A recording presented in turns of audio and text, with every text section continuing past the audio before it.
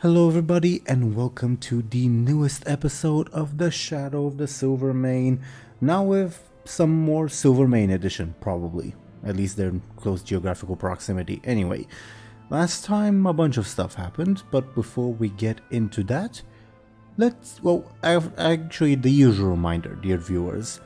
This episode is posted on my channel, Teeironor. The episode after that shall be posted on Skoll Shorties channel. All our links are in the description below.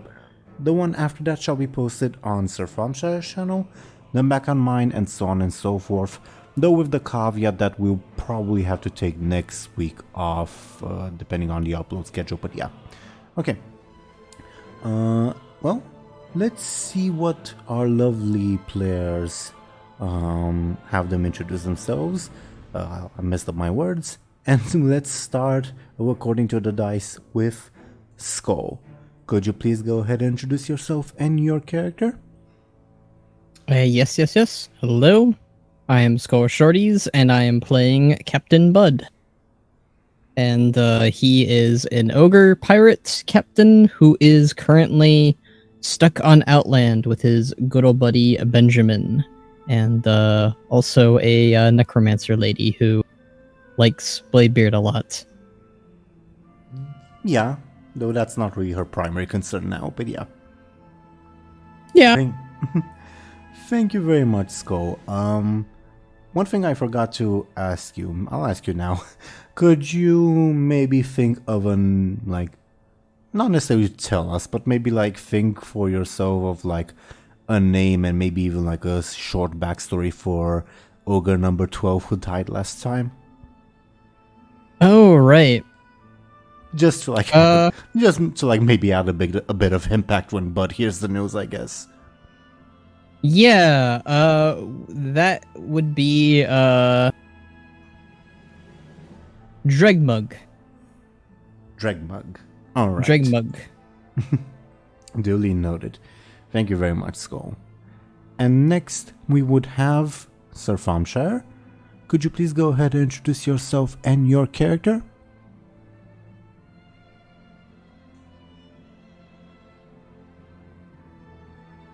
Sir Thompshire? Well, as always, I'll be playing the amazing Benjamin Aaran, the hero of the Netherstorm, as he's having his little hiking adventure back home, along with Buhd and a very nice, let's go with that, necromancer lady. And yeah, they'll get home in one piece, maybe with one arm less or one leg less, but getting home regardless. I was about to make a joke about her being homeless, but I think, yeah, Buhd's also homeless, so nice company, I guess. Arguably Benjamin too, but yeah. Thank you very much, Thompshire. Next, according to the dice, we would have DoomGoblin. Could you please go ahead and introduce yourself and your character? Yeah, hello. I'm DoomGoblin, and like always, I'm gonna be pretending I'm a dwarf pirate called Bladebeard, and he's technically not homeless. And yeah, he currently wants to get his friends from Outland back on Xal'atath. We'll see how that goes, I suppose. Yeah. Thank you very much, DoomGoblin. And next, we would have Zelris. Could you please go ahead and introduce yourself and your character? I'm Zelris, and I'm playing Lyri Embersorrow, the unconscious elf who got stabbed by her friend Bladebeard. And that's about it. She did, didn't she? Yeah. Thank you very much, Zelris. So, last time on the last exciting episode, the party once again stands divided, with both halves facing their share of danger. Benjamin Aaran and Captain Buhd, along with Satea, having escaped the Mana Forge, picked a random direction to go in search of a way back to Xal'atath. Along the way, they met the Sun Fury scout Dracius and were swarmed by fell bats, the latter encounter ending with Satea losing an arm. Fortunately, it was the arm that the Silvermane used to listen in on the party, and she procured a temporary replacement using one of the deceased demon's appendages. Their troubles did not end, however, even after falling asleep, as they were attacked by Void Ephemerals after only getting a few hours rest. As for Captain Bladebeard and Lyri Embersorrow, who had teleported to Stormwind, they decided that their first course of action was to take the ogres to the harbor to the ship commissioned to transport them the blood of Nerub. Unfortunately, they ran into bureaucratic issues at the harbor checkpoint, which soon resulted in an all-out combat with the guards. Bladebeard managed to escape the scene and decided to check the former ogre hotel in quotation marks. He found John and his cat there, though his mother had already left. The unknown presence in the dwarf's mind then revealed that the other half of the party was still stuck in the nether storm, prompting the pirate captain to urgently go and retrieve Lyri.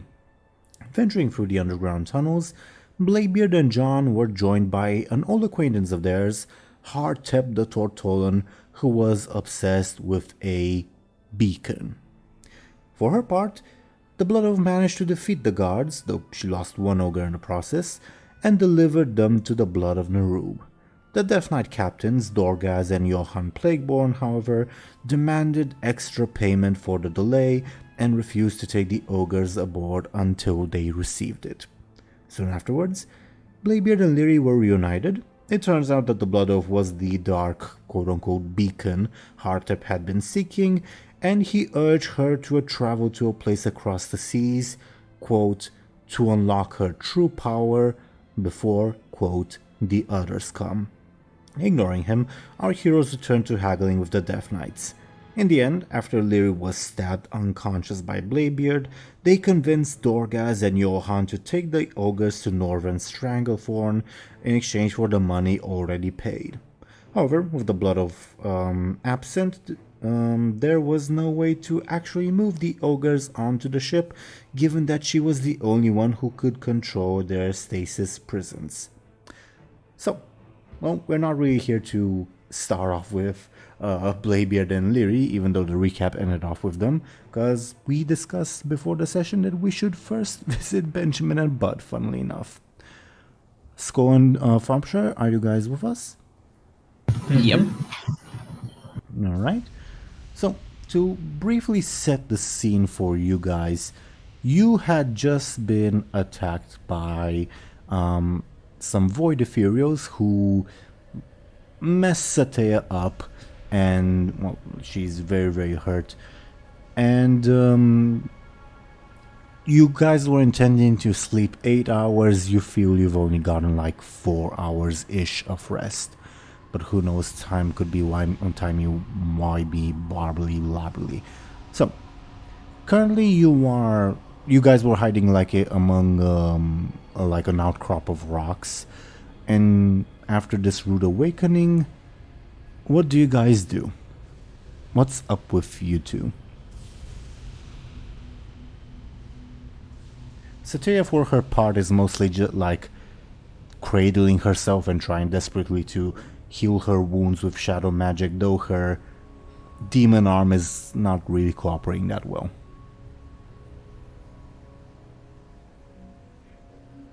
I'm just kind of keeping a look around so we don't get attacked again.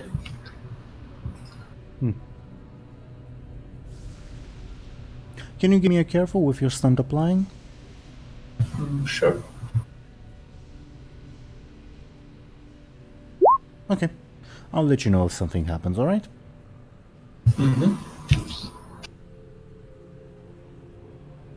Satea looks at you two and says, sorry, again. What's the plan? Keep resting? Keep moving? I feel kind of lightheaded.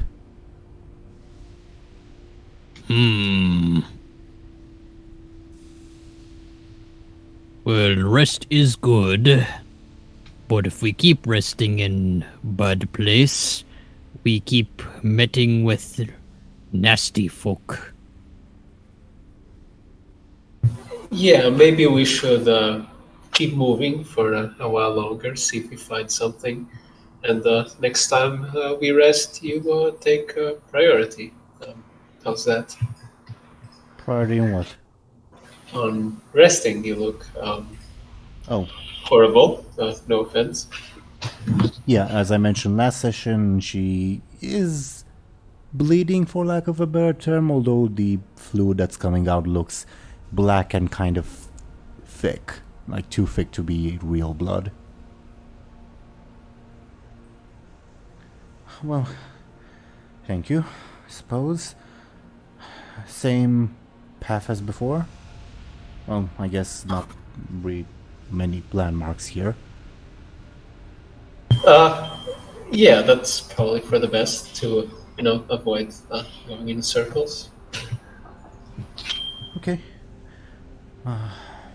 I'm ready when you are. She starts getting up and almost like trips over herself and says, I'm okay.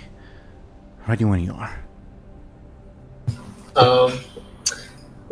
Buff, could you give her a hand? You want me to carry her or give her actual hand? Just help her. None of those two. Oh, okay. She looks slightly apprehensive as you approach.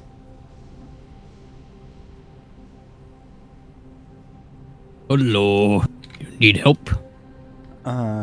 Yes, well, depends on the help. Well, Benjamin say you need help, so I'd help you up. Okay. Are you going to, carry me or just help me? I'm fine either way. I don't want to be a burden.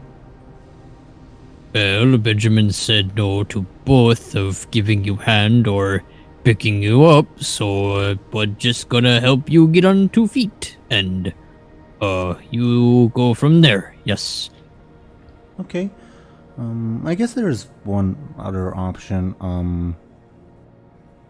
The offer to sign the contract still stands. If you want, I can reanimate you, make you stronger, and then maybe you can help me better. No, but good on that front. Yeah. I should ask, can't you, revive one of those bad things and ride it or something? Demons are finicky. You'll notice as she has two hands, one normal, quote unquote normal, and the demonic one.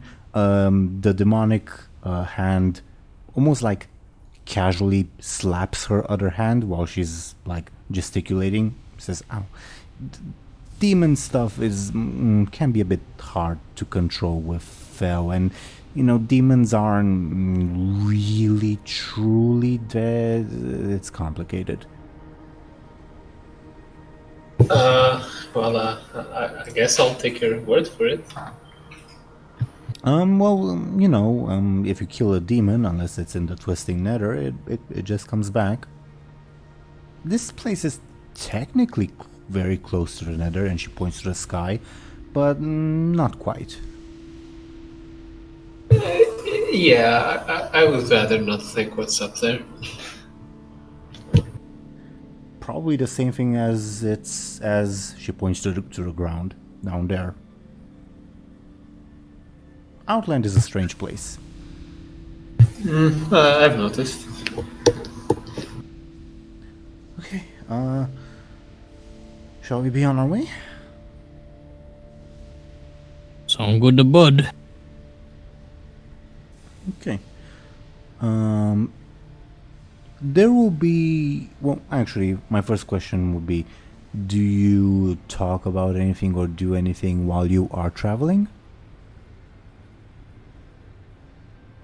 I don't think so.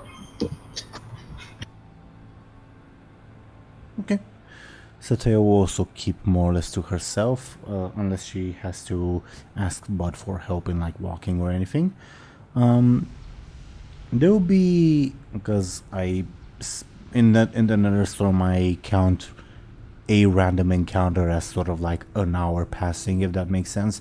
There'll be one more random encounter before you reach something, if that makes sense. Alright?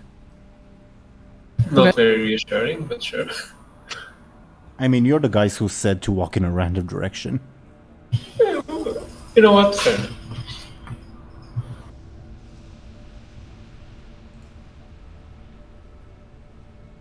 Okay.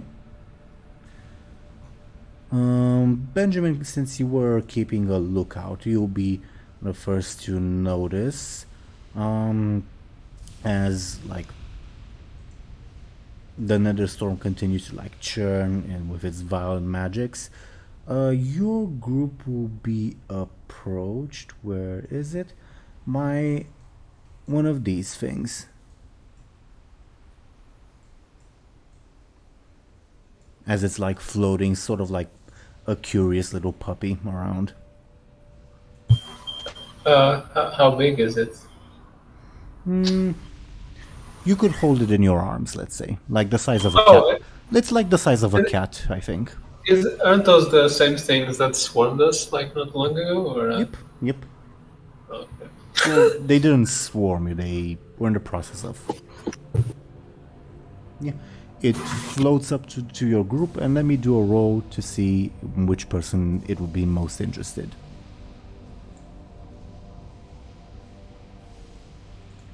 Floats up to you, Benjamin. And almost like, if you allow it, obviously, it almost like starts sniffing you, if for lack of a better term. Like it looks like a curious stray dog or something. Like in its behavior, I mean. Come on again. Why is it always me? I guess I leave it be for the moment because it's kind of cute and I don't want to kill it if I don't have to. Sure. Those things again? Says Satya. Didn't we drive it off last time? Another one will appear. From the same direction as the one who just appeared, like from behind like probably a small hill or something. This one also floats to you, Benjamin. Hey, could you like tell your buddies this is kind of annoying? Who are you talking to? Says Satya.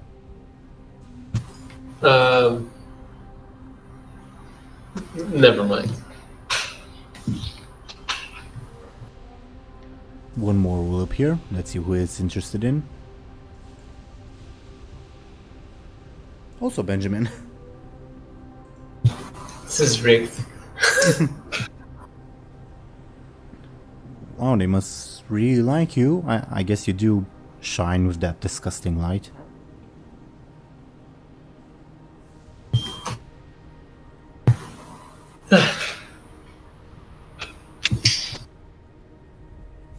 Another one will appear. This one is interested in Buhd. It floats up to Buhd, also sort of like sniffing him. Do we just let it follow us? Cause, last time it, no go so well. Sensing no magic in Buhd, it will go to someone else. Satya. Oh, okay. These things are a bit unnerving. Another one will appear. This one also coming for Buhd. Going to Buhd rather.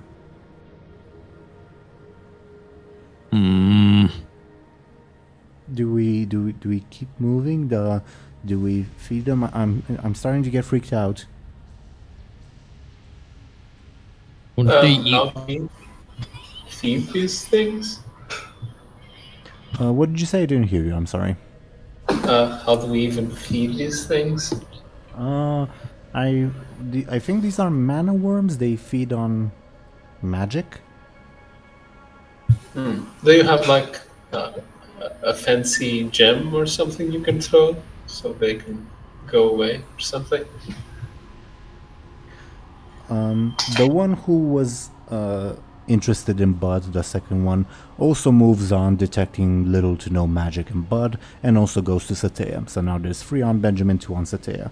Satea will say, I guess, my staff, myself, my arm, there's lots of magic stuff on me. Well, I said like something, smaller and more, less important. Another one will appear, going to sniff Benjamin. Satea says, but everything's important. I lost everything, Mr. Benjamin, was it? My house, my shoes, my everything. Benjamin, you also don't really recall Satea ever wearing shoes. Neither does Buhd on that note. Okay. What do you mean, okay? You don't have a house to begin with, so how could you, What are you lose it? talking about? That's where the teleport. Well, no, not actually where it was, but that's where you saw. Actually, maybe I should remind you of that. My house underneath. My lair. Above my lair, actually. Doesn't ring a bell, sorry. And then another mana worm will appear, this one heading for Buhd. They keep going to me and then leaving. What point? I think they're just attracted to go away to our group, but when they sense that you're not particularly magical, no offense, they move on. Should we make a little run for it?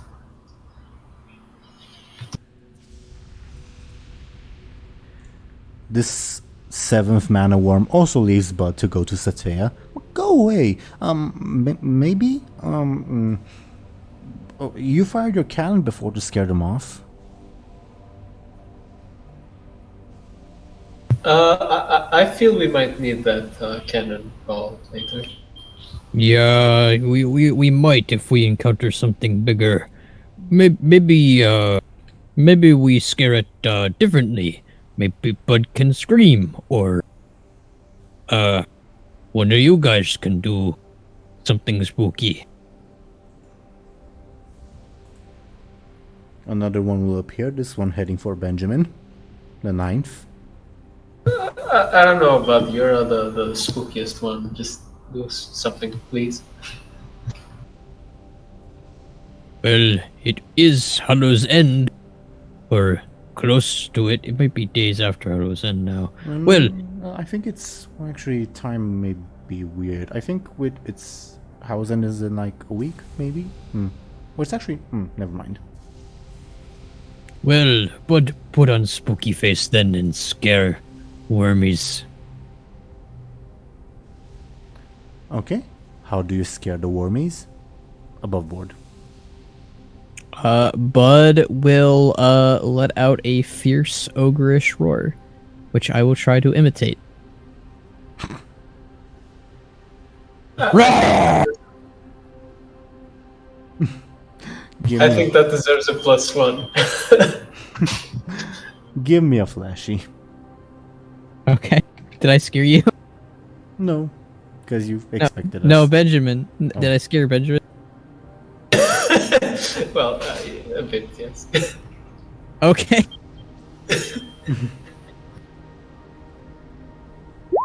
Oh, no. Another man worm will appear. I wrote in the wrong thing, but basically, Buhd roars, but since the man-worms aren't really interested in him, it doesn't have much of an impact. But this man-worm heads to Buhd, and we will now enter initiative order. Oh boy. Benjamin goes first. I'm just gonna say, Buhd grabs the tail. We're leaving, and I'll start running. I guess that's creating an advantage. Sure. But this might affect your decision. The mana worms, like, when they sense sudden motion from you, like, you ever been surrounded by, like, a pack of stray dogs? They react somewhat aggressively. And they, like, start making aggressive gestures at you. And the ones at Satea as well. Then I prepare to run away. Sure. That's different. Still creating an advantage? Mm-hmm. Quick or careful, please.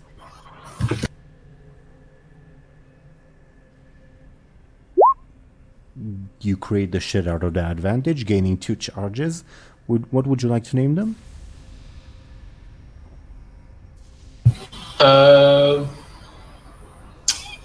I don't know. I'm out of ideas today.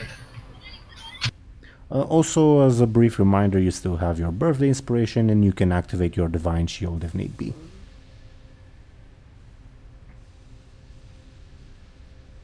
I know. Speedy Benjamin, I'll call it. Interim title until you come up with something. Sure. Well, I typed that in. Satea will look at you guys and say, I don't like the look of this. Are we running? Are we fighting? What's the plan?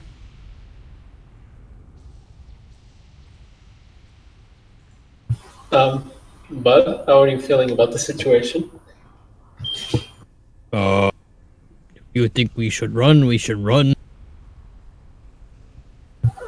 I'm not sure these things will like us running, but well, if there's no other option. They start like, since they can't bark, they like look like they're gonna jump you and then float back. They're gonna jump you and float back, like they're clearly trying to be intimidating.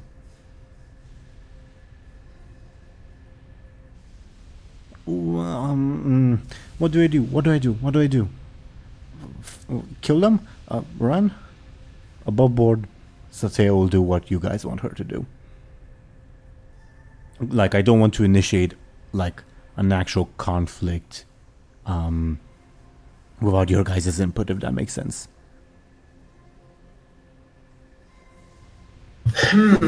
Okay. Any ideas, Skoll?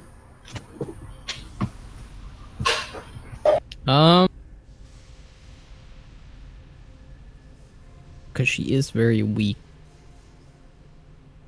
Or rather, she's not, well, she's injured.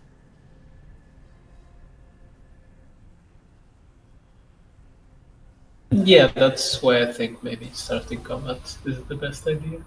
Yeah.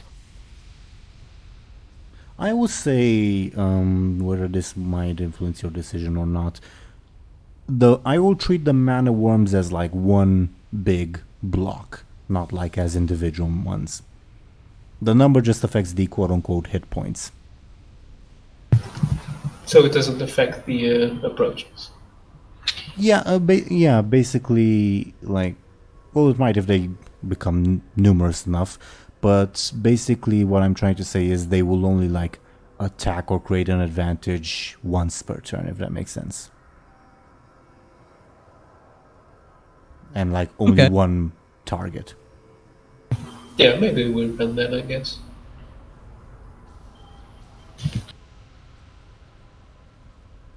We're running? Or... this is freaky. Yeah, we better run. I don't like this. Okay.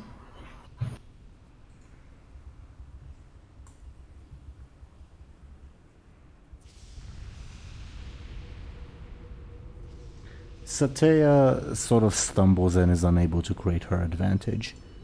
And I'm surrounded by these things. Bud's turn.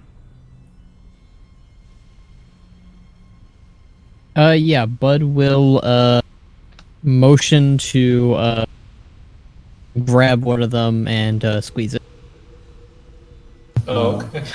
Well, there is only one that is near you. The others there's 6 at Benjamin and 3 at Satya.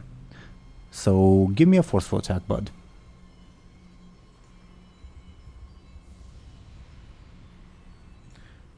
How do you kill 2? Bud squeezes it so hard that I guess its bone pops out and smacks one of them and impales it. Sure, I'm just asking because like there's only one that's next to you. Right. What I'm saying is he grabs it, squeezes it, and I guess one of the bones goes flying and stabs one of the other ones. One of those near Benjamin or one of those near Satya? We'll say Satya. Sure. Satya lets out a slight yelp, and the mana worms all become very aggressive. And like they're no longer being intimidating, now they're being, oh, we're gonna kill you. And they're gonna attack. Since the majority of them are surrounding Benjamin, they will attack and try to swarm Benjamin. How does Benjamin defend himself? How exactly are they attacking? Sort of like lunging at you, but they're floating, if that makes sense. And not like all together, more like coming from all sorts of directions, because there are 6 of them. Yeah, I'm very quick, so like as they lunge at me, I'm like dodge it and then dodge the other and the other and the other. Like, those stupid training montages, Sure. Give me a quick, and also I forgot to give you 2 charges on your advantage, my bad. That's okay. I'm gonna use an advantage to reroll that. You got a critical fail, yeah. Okay. Yeah. Yeah. Then please reroll. That's better. Okay. Yeah, you manage to weave and dodge your way out of them. And at the top of the round, another one will appear to join the swarm. Let's see who it goes for. It'll go for Satya. But Benjamin, it's your turn. 6 attacking Benjamin, 3 attacking Satya at this point.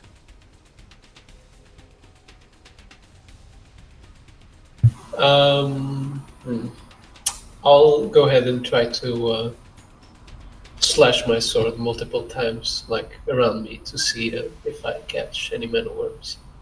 Is this an attack or an advantage? An attack. Give me a quick, please.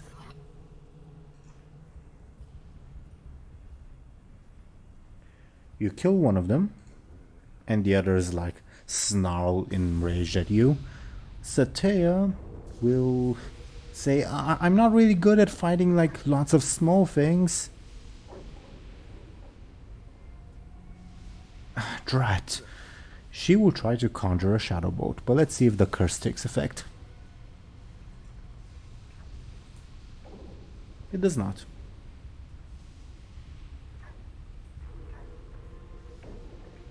She manages to catch one, says, oh, okay.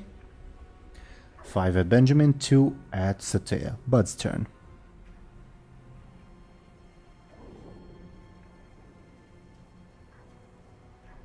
Skoll? Yes. Your turn. 5 mana worms are attacking Benjamin, 2 are attacking Satya. Seeing that there are more attacking Benjamin, Bud will rush over with his makeshift spine sword that he made out of the demons earlier, and will go to swing at the little wormies. Sounds like a forceful attack.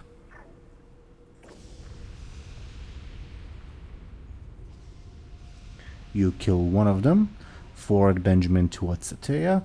The remaining mana worms, like, they sort of like pull back in shock from Benjamin and Buhd, but the ones attacking Satea will attack just fine. Let's see what happens there.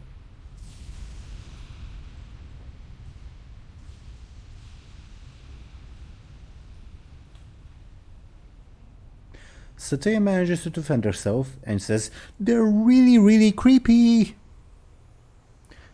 Another mana worm will appear. Let's see where it goes.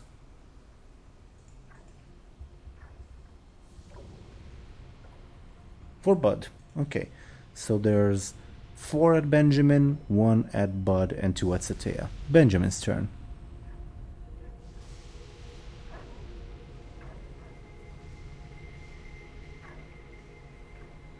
Thompshire? I'll just try and do the same thing as before. Sure, give me a quick please.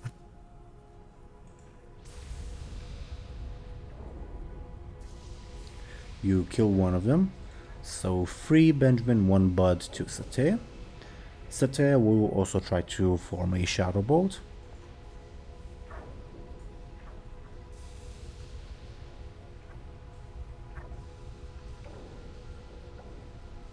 And she also catches one, so it's 3-1-1 if I'm not mistaken. 3 Benjamin, 1 Satea, 1 Buhd. Buhd's turn.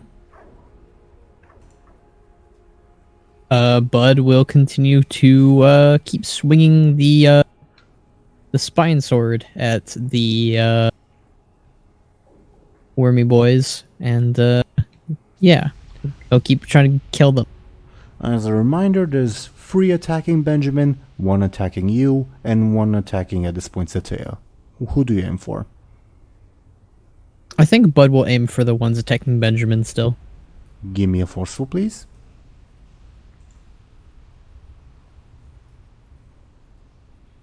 Tie means you get an advantage. What would you like it to be called? I will call it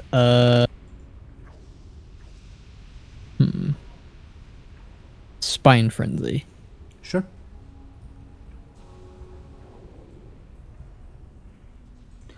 Seeing that you're distracted, quote unquote, the mana worm will attack Buhd. How does Buhd defend himself? Buhd will try to grab it. Give me a forceful, please. You take 2 points of damage as it takes a bite out of you. Okie doke. That will be, I guess, 2 stress. Okay. And at the top of the round, another mana worm will appear. Let's see where it goes.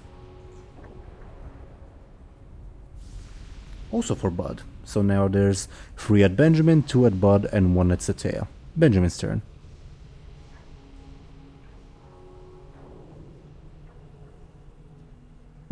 Alright, there's less mana worms now. Should we make a run for it? I think they'll keep coming for us, but you're the boss. I'm not particularly quick. I don't think Mr. Buhd is either, but we can try.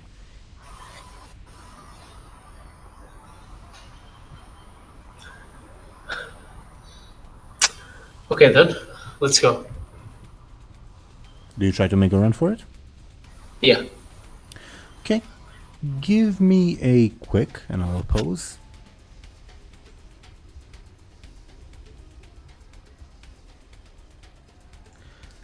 You manage to make your way past the 3 that are swarming you, but you see that they follow. It will probably take at least a couple more rolls to lose them. Okay? Satea's turn. She will also try to make a run for it. Let's see if the curse takes effect. The curse does take effect.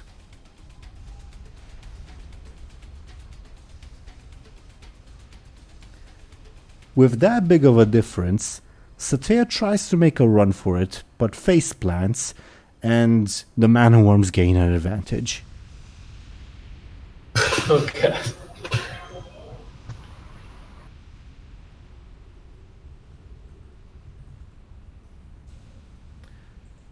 Buhd's turn. Buhd, do you try to make a run for it? You do see that, like Benjamin has, you do see that Satea has tripped and fallen on her face. Up to you. Bud will continue to swing his spine sword at the worms upon noticing Satea falling flat on her face.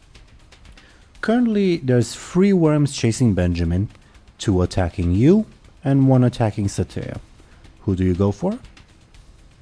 The 2 that are going for him at the moment. Give me a forceful, please.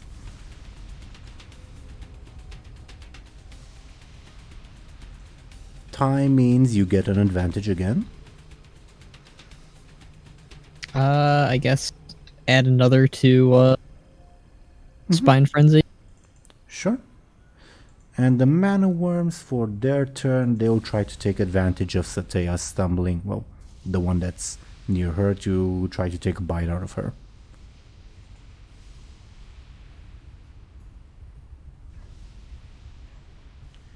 Satea's curse does take effect. And she takes 1 point of damage. Let me see how she can take that. That's her level 1 stress. Currently, Satea has her level 3 stress and level 2 consequence remaining. Okay? Because she has not had a chance to rest. Oh boy. Top of the round, another mana worm will appear. Let's see who it goes for. Buhd. So now there's 3 after Benjamin, 3 after Buhd, and 1 after Satea. Okay. So Benjamin, it's your turn. You've managed to gain a bit of distance, but if you were to turn back, you would see Buhd fighting and Satea being like having fallen and not really managing to stave off the mana worm that's attacking her. The mana worm is taking a bite out of Satea's back, and Satea's letting out a scream of pain. I guess I'll run back into the fray and try to slash one of the mana worms as they pursue me. So the one of the ones that are after you. Okay, give me a quick, please.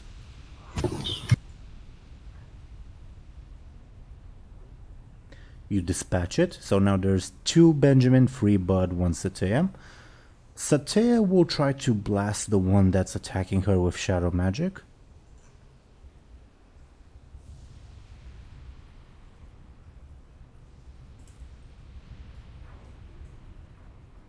But she's too weakened to do anything. Bud's turn. Bud will continue to swing his weapon around at the worms to try and collect them on his spinal blade. The one that's attacking you, or Benjamin, or Satea? The one attacking him. Give me a forceful, please. Or isn't he getting attacked by 2 or more? Yep. I misspoke.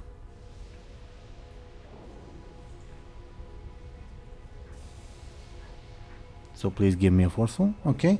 You dispatch one of them. Already? And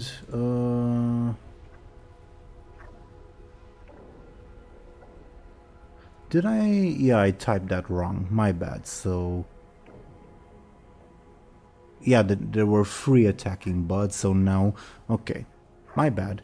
There's 2 after Benjamin, 2 after Buhd, and 1 after Satea at the end of the day. And the mana worms will probably try to attack you, Benjamin. How do you defend yourself?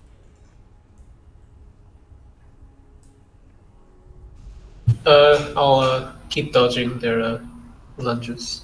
Give me a quick, please. You do so and gain an advantage. What would you like, another charge on Speedy Benjamin, or? Yeah. Okay. And top of the round, another mana worm will appear. Let's see where it goes. For Benjamin. So now 3 Benjamin, 2 Buhd, 1 Satea. Benjamin's turn. How many hit points does one mana worm have? 1 hit will kill it. Oh, then you can't kill multiple with 1 hit. You can, yeah. Buhd has. Yeah, Bud did it earlier.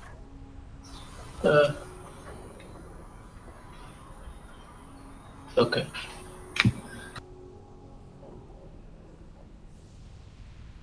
Because again, they are. I'm treating them as a group of mooks, not as individual NPCs. And yes, mook is the technical term for Fate Accelerated.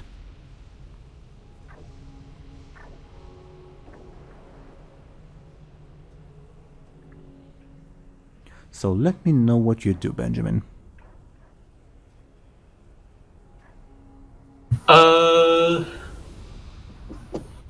I'll keep trying to slash at all the mana worms surrounding me to get them off my back, essentially. Give me a quick, please. Or forceful, I suppose. You dispatch 2 of them. Okay. So Tea's turn. She will try to blast the one that's attacking her.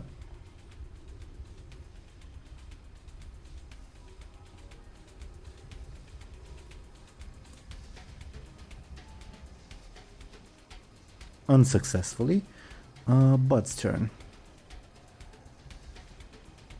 Bud will move to bite at one of the worms surrounding him. Take a chomp. Give me a forceful, please.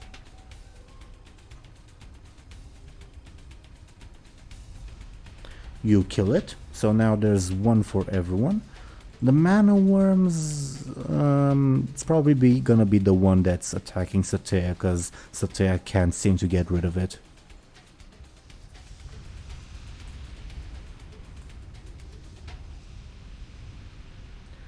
Wow, 5 points of damage for Satea. Yeah, she's actually down. God. Is she unconscious or is she dead?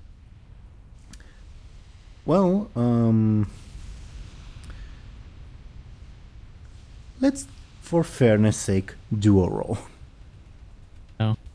Oh man, how do we tell Bladebeard that his girlfriend died?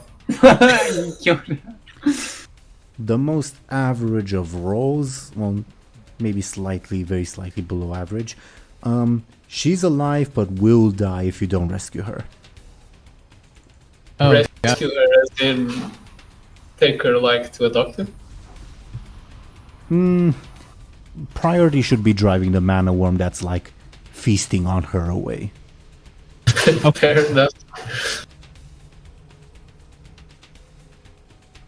Okay, for Satea, another mana worm will appear. This one going for Buhd, meaning that there's again 1 at Benjamin, 2 at Buhd, 1 at Satea.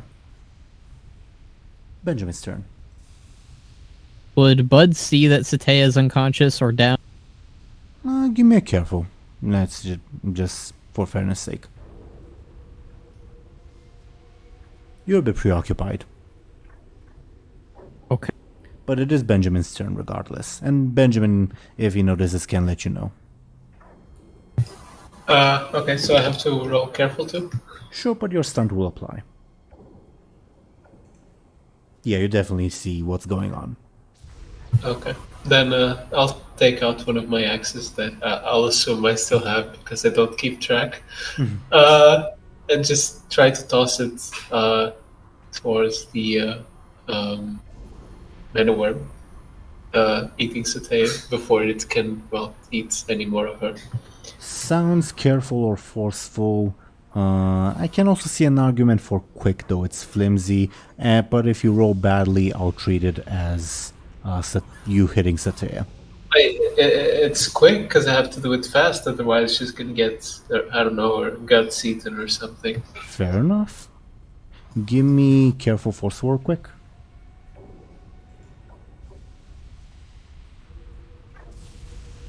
You do take that one out. Okay. Satea is unconscious. I'm tempted to do like classic Dungeons and Dragons death saving rolls. What do you guys think? I don't know what that means.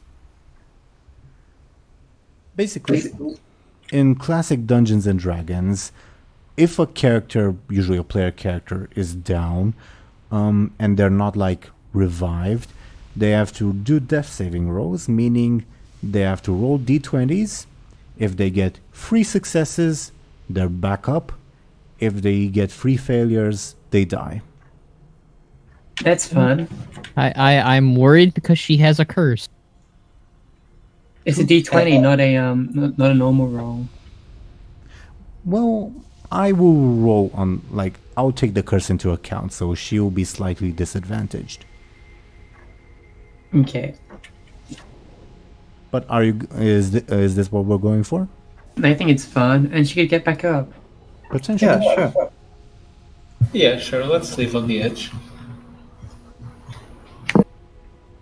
1 success. The -2 is the curse taking effect. Okay. Bud's turn. Currently there's 2 mana worms swarming Bud. And 1 swarming Benjamin. Can you really call that swarming? Trying to, and you know that at the top of the round more will come.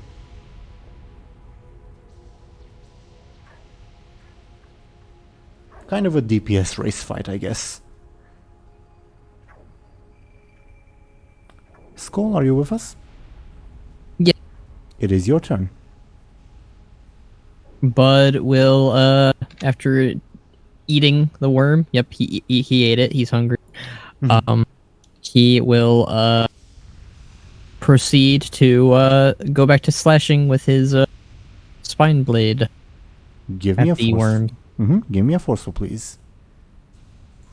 Oh, I don't like that.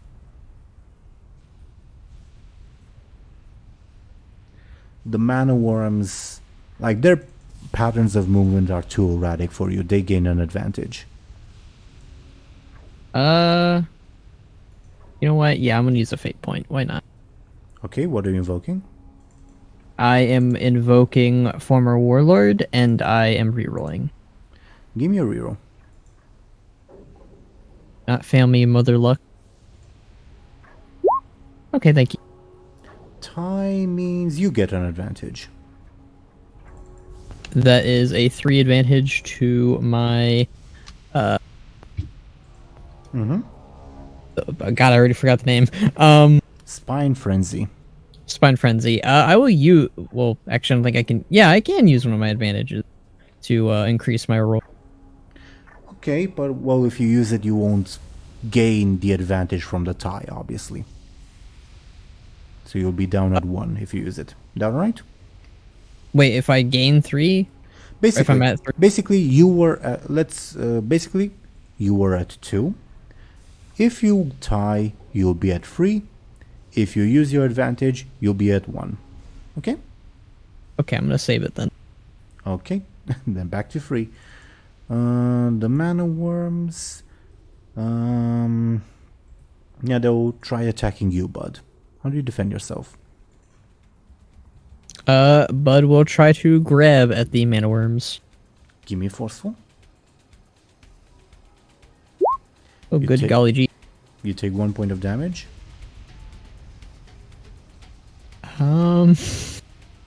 Wait, can I use my advantage as defense? It's been a minute. If you can justify it to me. Like, how Um, does Bud being in a spine frenzy help with him defending himself?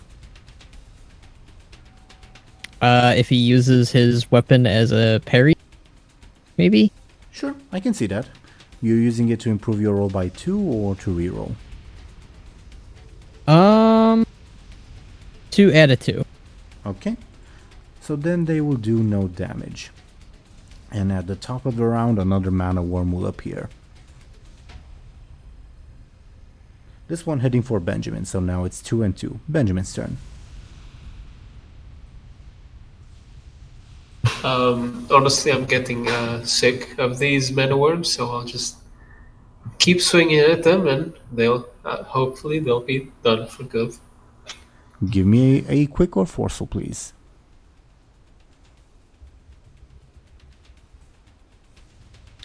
They move, their patterns are too erratic. Yeah, they create an advantage, right? Yep, or gain, yeah. Then I'll use one of. No, actually.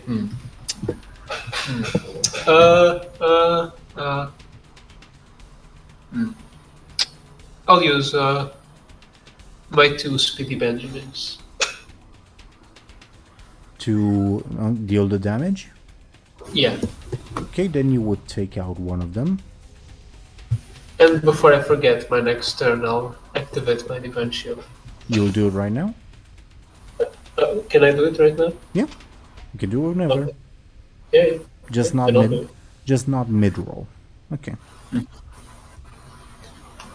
Okay, so now there's one at Benjamin, 2 and Buhd. Let's see how Satea's death save goes.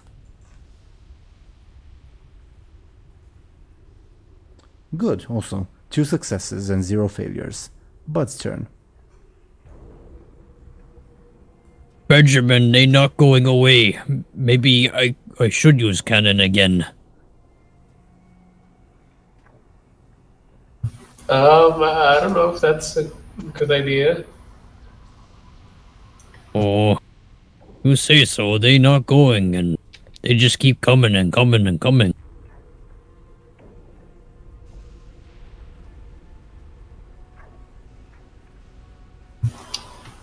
There's just 3 left.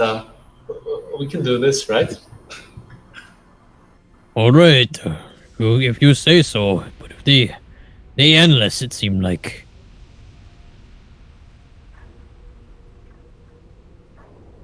So what does Buhd do? Buhd will continue to slash his makeshift blade at the worms then, if Benjamin doesn't want him to use his cannon still. Sure, give me a forceful.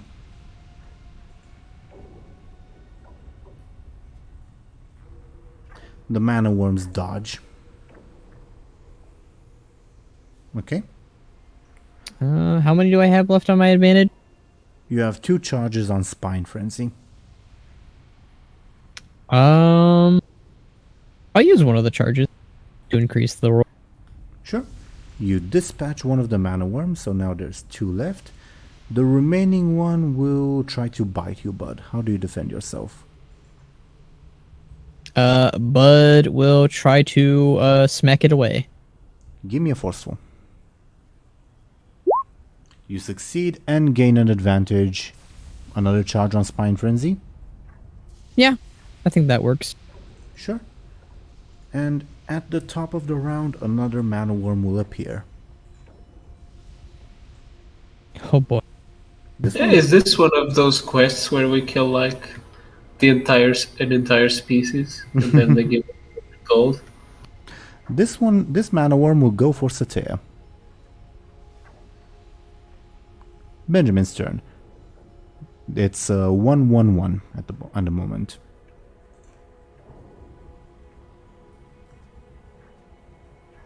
Again, I'll take out my other axe and toss it at the mana worm before it can, well, keep eating. Sure, but again, if you roll badly, you will injure Satea. Okay? Sure. Give me a quick, please. Oh god. Divine Shield, Divine Inspiration to guide my aim. I don't know, does that work? Not yet. As in, I'm not The- paladin. the book has certain powers that you can exploit or like gain advantage of, but you haven't even started reading it yet. You know what? Fair enough. I'll just use a fate point. What are you invoking? You also have your birthday inspiration. No, that's sacred. I'll invoke the Adventuring Sorcerer. Yeah, in my adventures, like these last few weeks, I know how to toss an axe. Sure. Give me a reroll. Are you rerolling? Okay. It's my second critical failure today. What is going on? Okay. With that roll, you would dispatch the mana worm that's going for Satea. Satea's turn. Let's see how her death saves go.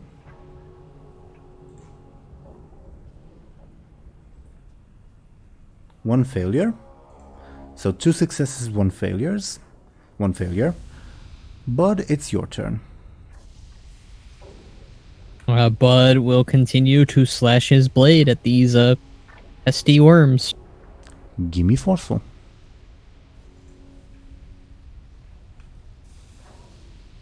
Tie means you get an advantage.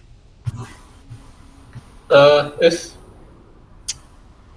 Buhd uses his two advantages, do both of them die? Technically yes, but I would use the mana worm's advantage then, because obviously they don't want to die. So he'd only kill one. I can use one of the advantages. Sure. Yeah, you dispatch one, so now at the moment there's just one mana worm trying to find an opening to hit Benjamin, and it will try to do that. How does Benjamin defend himself? Like, as it lunges, I'll dodge to the side and try to grab it. Give me quick or careful. How do you take 1 point of damage? I guess there goes my luck to stress box. Sure. And at the top of the round, another mana worm will appear. This one will go for Buhd. It's Benjamin's turn. So now there's one on me and one on Buhd, right? Correct. Okay. Yeah, then I'll just slash at the last one before it can attack me again. Sure. Give me a quick, please.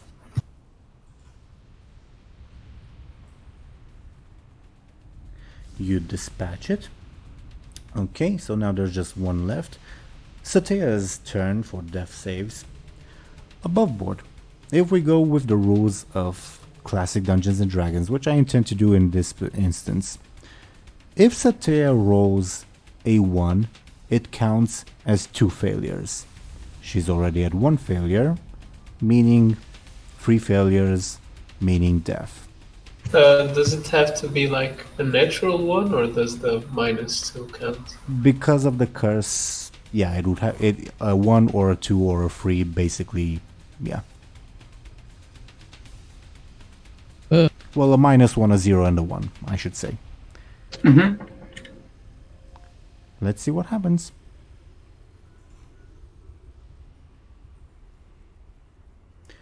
With her third success, you both suddenly see her like spring back to life and like inhale a lot of air. I guess that little trick wound up helpful. Are they gone? Oh dear. But sir, sorry for interrupting you, Thompshire. My bad. Yeah, I was just gonna say, yeah, I think they tried eating your guts or something. I hope you have spare one. Maybe. In turn, there's just one mana worm trying to attack him. Yeah, Bud will move to smack his makeshift blade again, right down onto the worm. Give me a forceful, please.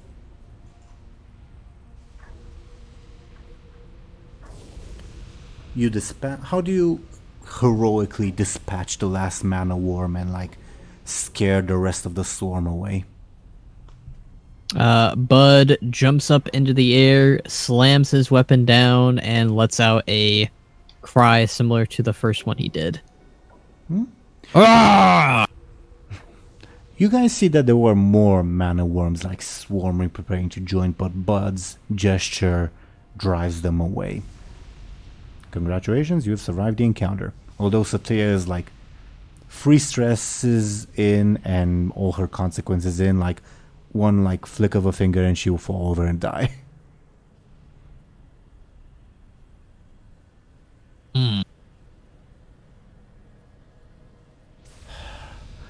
That was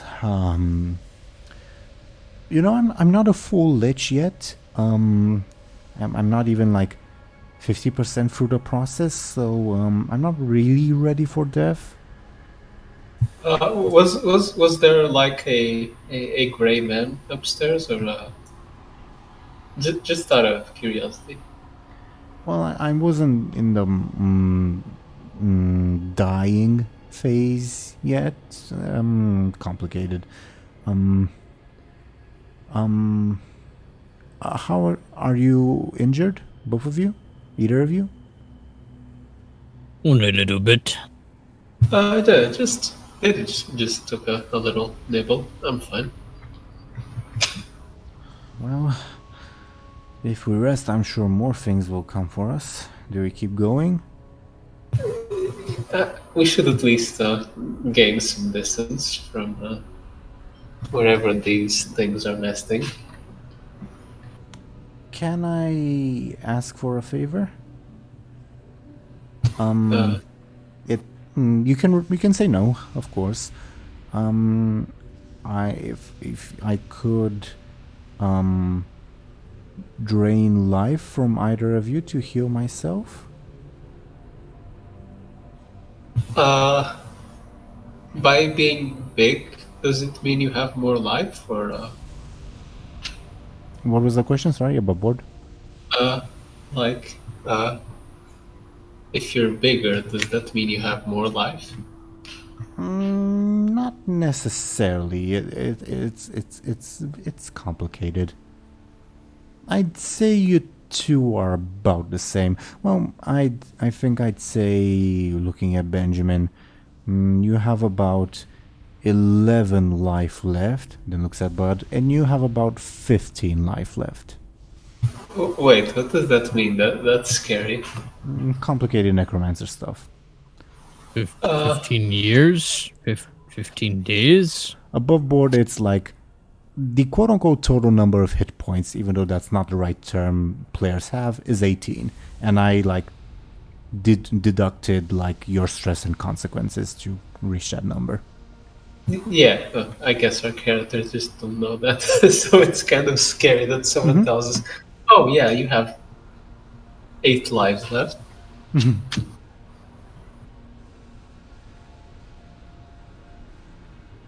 Well, if again you can say no, I understand. It would not be a pleasant experience. But if you say yes, you can tell me how much I should take. Bud, how are you feeling about this?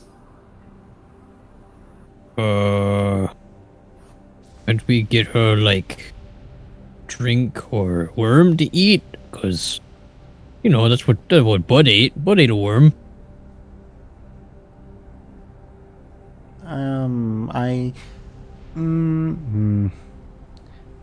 I don't really require sustenance in the traditional sense. Well, you also said you don't really require rest in a traditional sense, and you probably do. Yes. Well, I only need 2 hours of sleep, unlike you mortals. You know how it is. Well, I think I'm the most mortal out of everyone at the moment. How many lives did you say we have again? You have 11, and you, Buhd, have 15.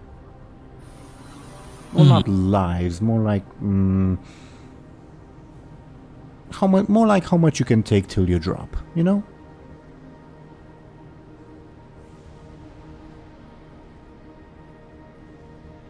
Above board, you don't really know. Do you want to split the difference, Bud?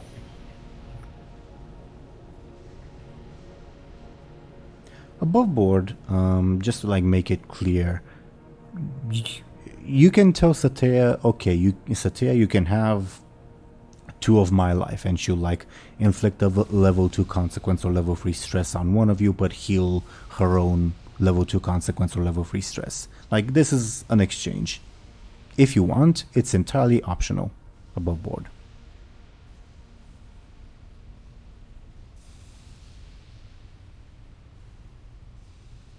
Satea's only asking because, like, again, one flick of a finger and she'll drop dead.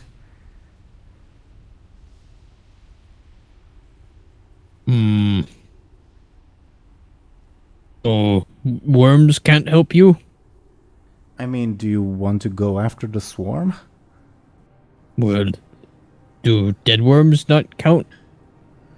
I mean, I can reanimate them, but I can't really drain them. Well, actually, no, I can't reanimate them. Above board, I forgot that they, like, turn to dust when you'd kill them. Alright.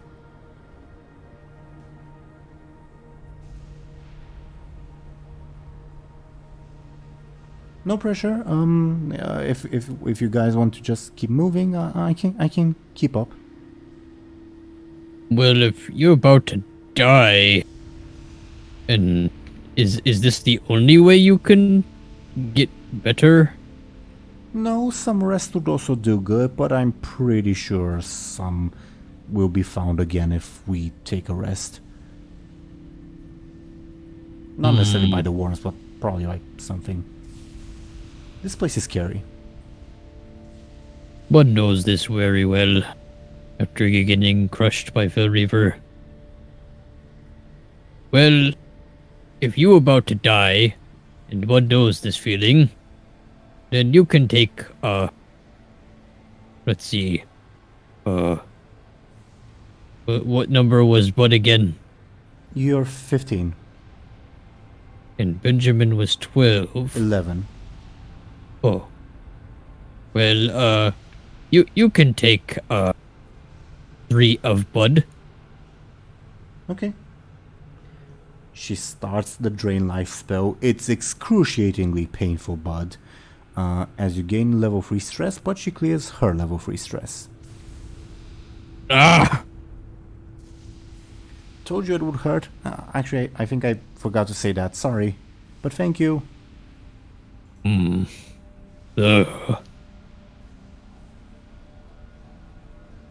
Would feel like you step on 10 rocks. Sorry. Spiky rocks. Are we good? Should I or can I take more from either of you, or are we just going to continue? Yeah, we should continue for now. Okay. Okay. Buhd, do you continue moving in the same direction? Yeah. Okay. I think it would be best like have the reveal of where you guys wind up, and then we can visit Bladebeard and Lyri. Is that alright with everybody? Yeah. Okay. So Benjamin and Buhd and Satea, obviously, you guys continue on your way. Benjamin, can I get a careful from you with your stunt applying? Okay. Come on. Today isn't my day. It is not. Okay. You guys continue walking through like the the wasteland. You don't see like any particular landmarks or anything like that. And as you crest the hill, you will see, and I am being completely honest when I say that this was like when Thompshire, when you said we're heading in a random direction, I did a roll of the dice to see where you would end up. So trust me, it's completely random. But you have stumbled upon the main Ethereum base camp. Okay, I'm gonna jump off a cliff if you don't mind. Okay.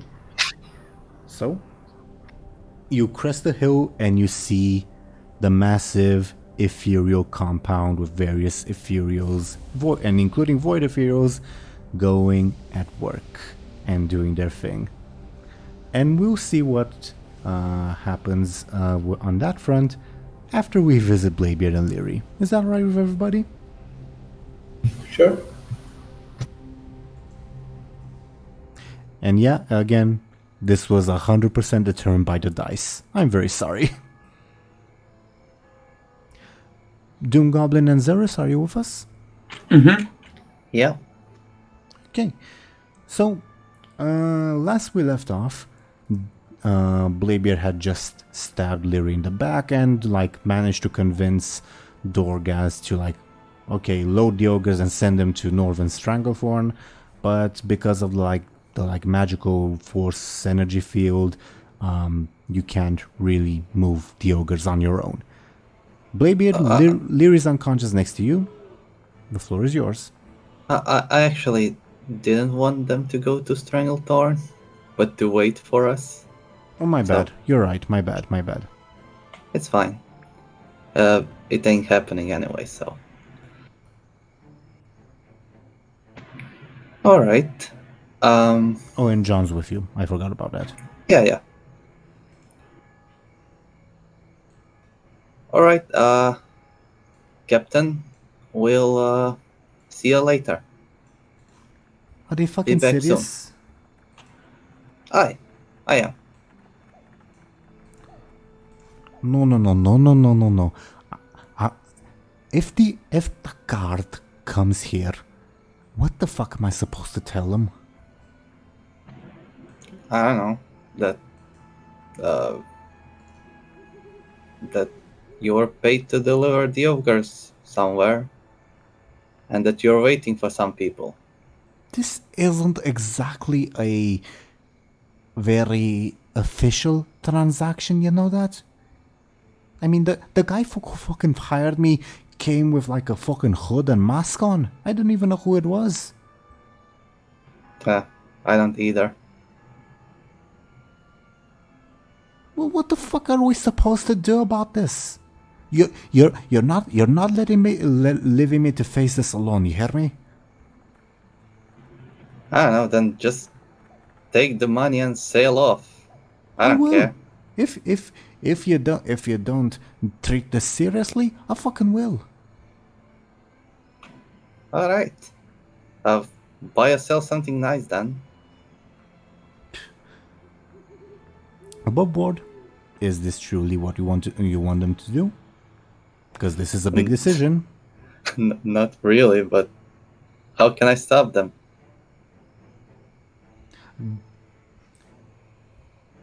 You tell me. I mean, ogres are alright. They're in Stormwind.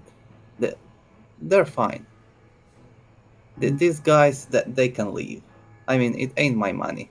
It's Clovis's, so who cares? I don't know, but then Clovis will come and stab us. I'm not afraid of Clovis. So, this deal is just fucking falling through.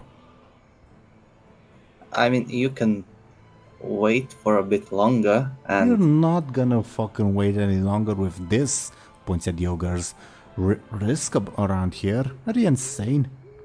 Do you have a solution for this? no.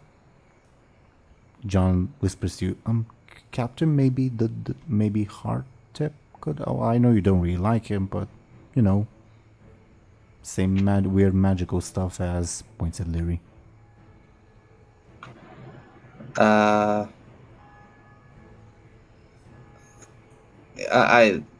He tried to kill me, man. He ain't gonna move the ogres for me now. But he might for her, points at Lyri. And then what? They're gonna bring him to the jungle and leave them there. John shrugs. It's your call, Captain. It ain't my call. It ain't my ogres. You're the only one here, Captain. I'm your subordinate. It's not my decision. They're in Stormwind. They're fine. Let's go. We did our part. Okay. Let's save the person that's actually in charge of these ogres. All right. Who's that? Buhd. Oh. Okay.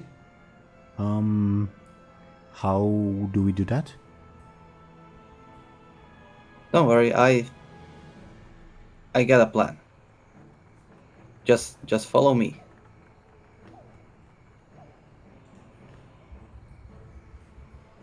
and I would like to. John is clearly worried. Very worried. Worried based on that roll. Alright. I would like to pick up Lyri's unconscious body and walk away from the ogres. Nice doing fucking business with you, fucking twats. Yeah, feelings the same. See ya. Or maybe not. Alright, Johan, Smiley, we're fucking sailing away. And Dorgaz will board the ship, and you clearly see the undead crew like making hasty preparations to sail away because they don't want to get caught with these ogres. Alright. John will come after you. So, where to, Captain? So, Teeironor. I would like to use my I know a guy who knows a guy stunt. And maybe somewhere around here is a shady person that sells magical stuff. Like Okay. in some sort of back alley or something. I mean, you're in the harbor, but I can also think of like a harbor person. Okay. I understand what you're asking of me. Okay.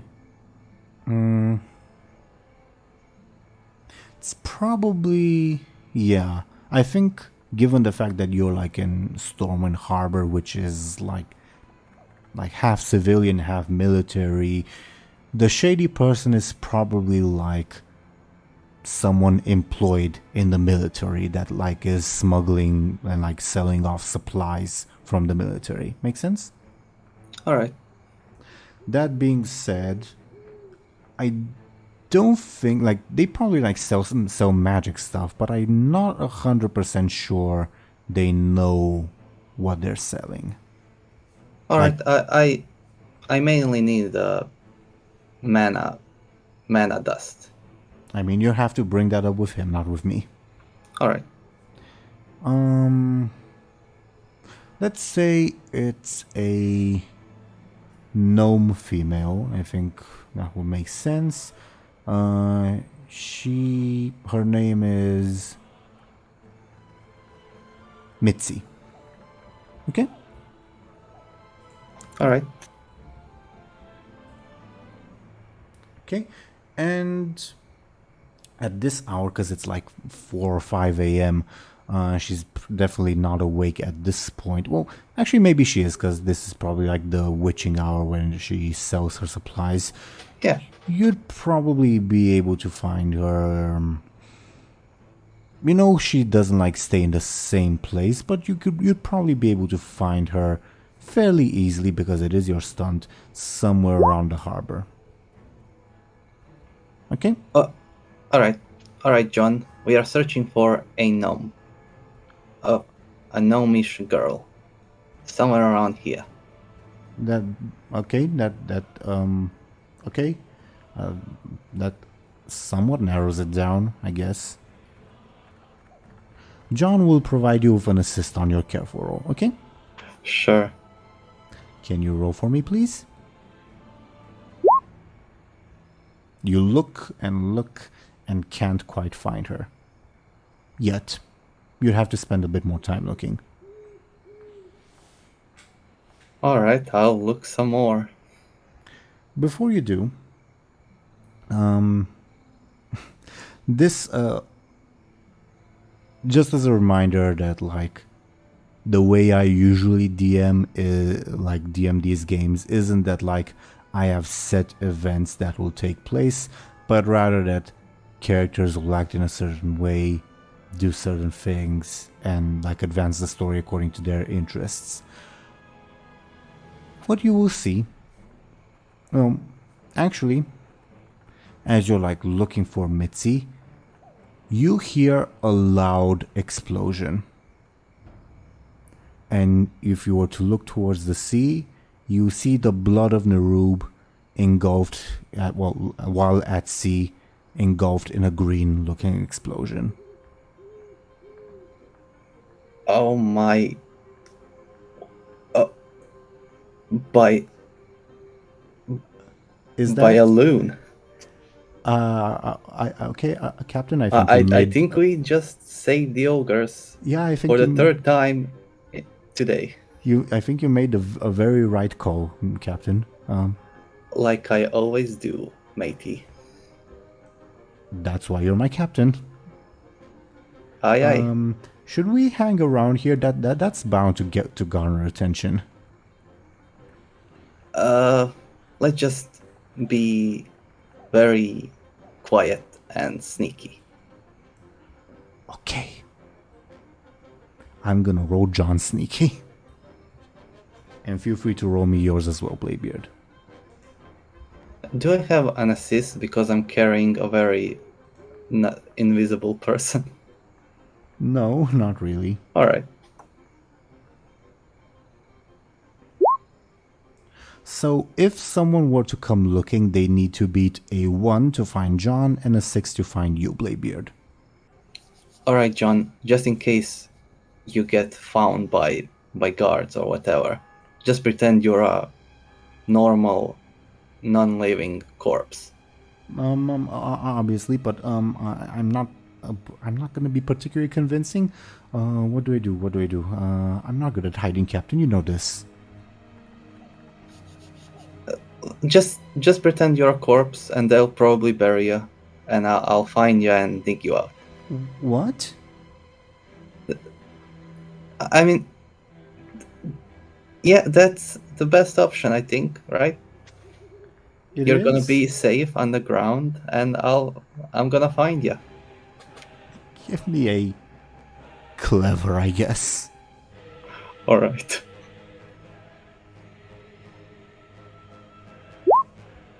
I'm not very sure about that, Captain.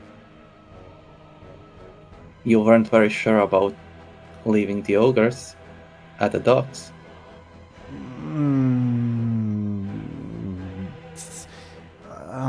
Can't I like, I don't know, run some, jump in the water, go somewhere? I don't want to be buried. I don't want to be buried. I don't want to be buried. Yeah. Watery grave is a better idea. Just grab something very heavy and jump into the water. You can like breathe underwater, right? You're a corpse. To an extent, I can't stay indefinitely underwater. I'd have to surface. All right, just hide under the wooden planks of the docks. Okay. But you ain't gonna be found. Okay. We are very sneaky. Okay. Where will you come for me? How are we doing this? No, you come with me. Search for the gnome. Okay. Okay. Wait. But so okay, I'm hiding after we find a gnome?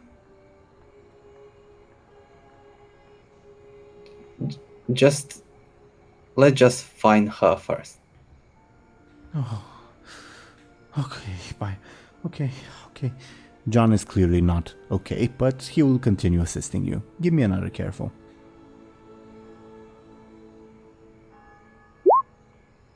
Is that enough?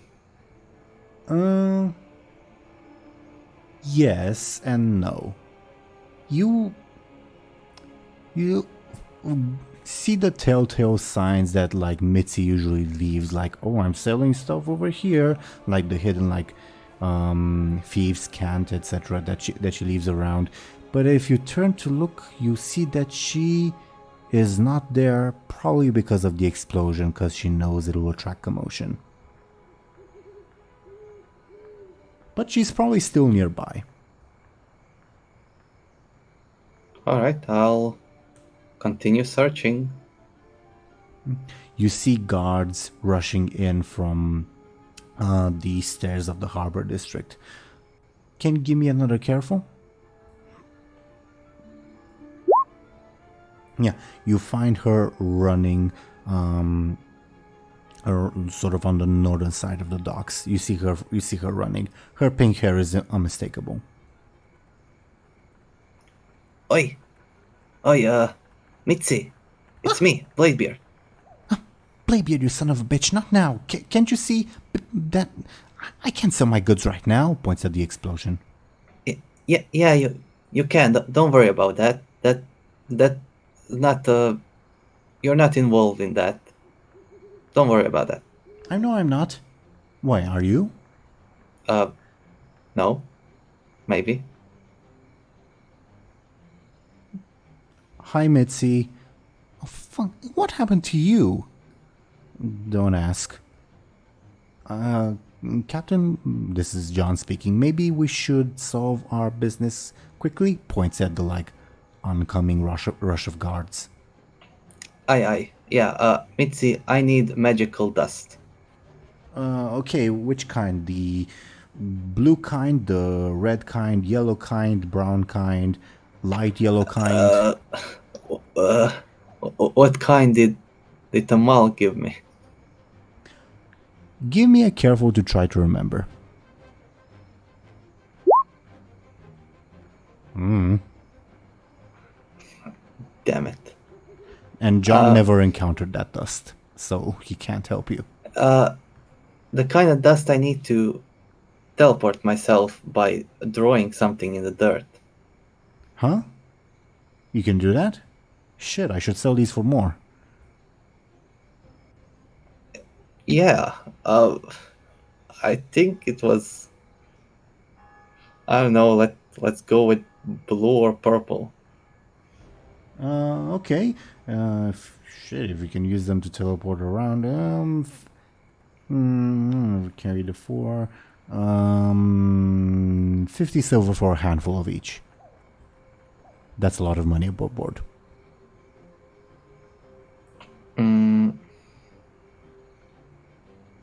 Do we really have time to haggle, Captain? Says John.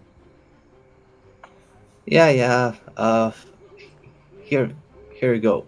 He gives her a bag of money. Well, how much is this? 50 silver. Give me... How sincere are you above board? Probably not very sincere. Probably there's a bunch of copper in there as well. Then give me a sneaky.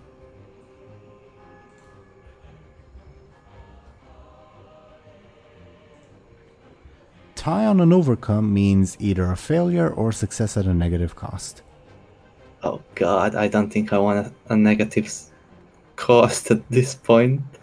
I'll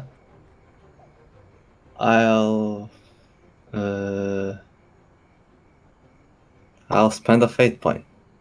What are you invoking? I'll invoke Pirate Captain. Sure. Duly noted, because, yeah, you are cheating, like people in general. This better not be the same trick as last time, Bladebeard. Okay, what did you want? Purple? Blue? Which one did you want?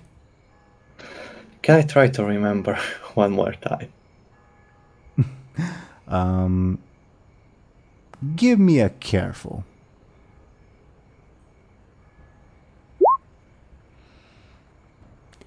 Probably was not red. It probably was not red. Yeah, you're pretty sure it was not red.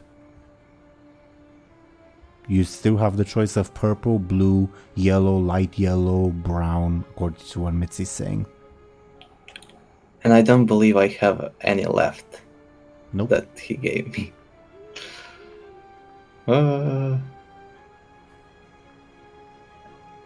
It was probably purple. I don't know. Okay.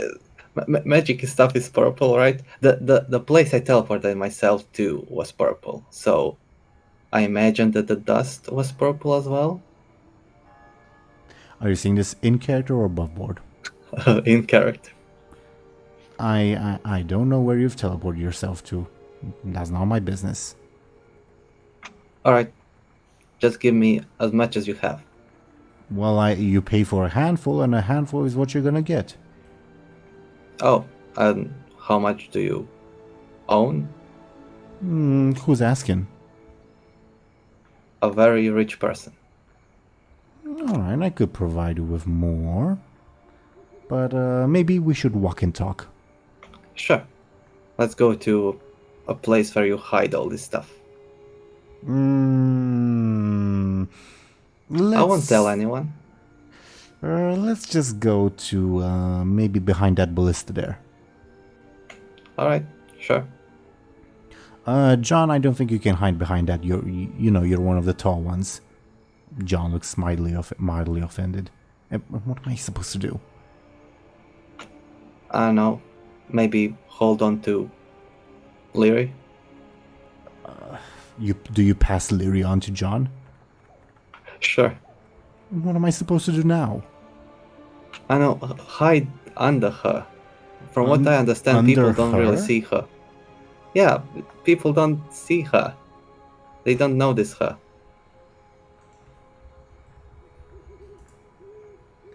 If you say so, Captain. That was John's clever roll. John awkwardly falls flat on the ground and drags Lyri to be placed on top of him. Alright. Amazing.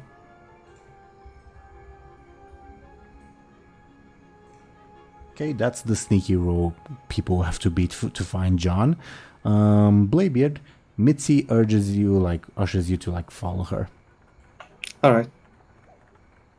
Yeah, and you would go behind a ballista as you see guards coming in, not necessarily worried at your positions, but looking to check the dock where the ship left.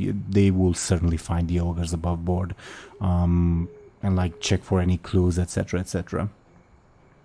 And you hear the various sounds of activity going on. And Mitzi says, "All right, how much more you got?" I have this ruby necklace. Very expensive.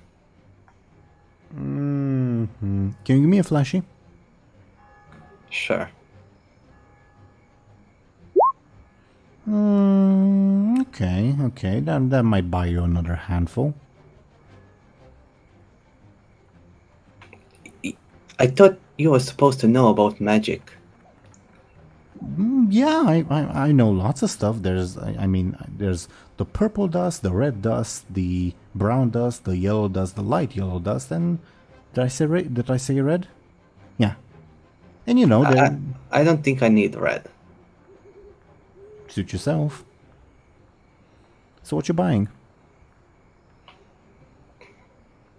Purple. Okay. And so now you want two handfuls of purple, or? Sure. Okay. She do you give her the ruby necklace? Actually, this necklace is very expensive. Are you sure that it only buys another bag?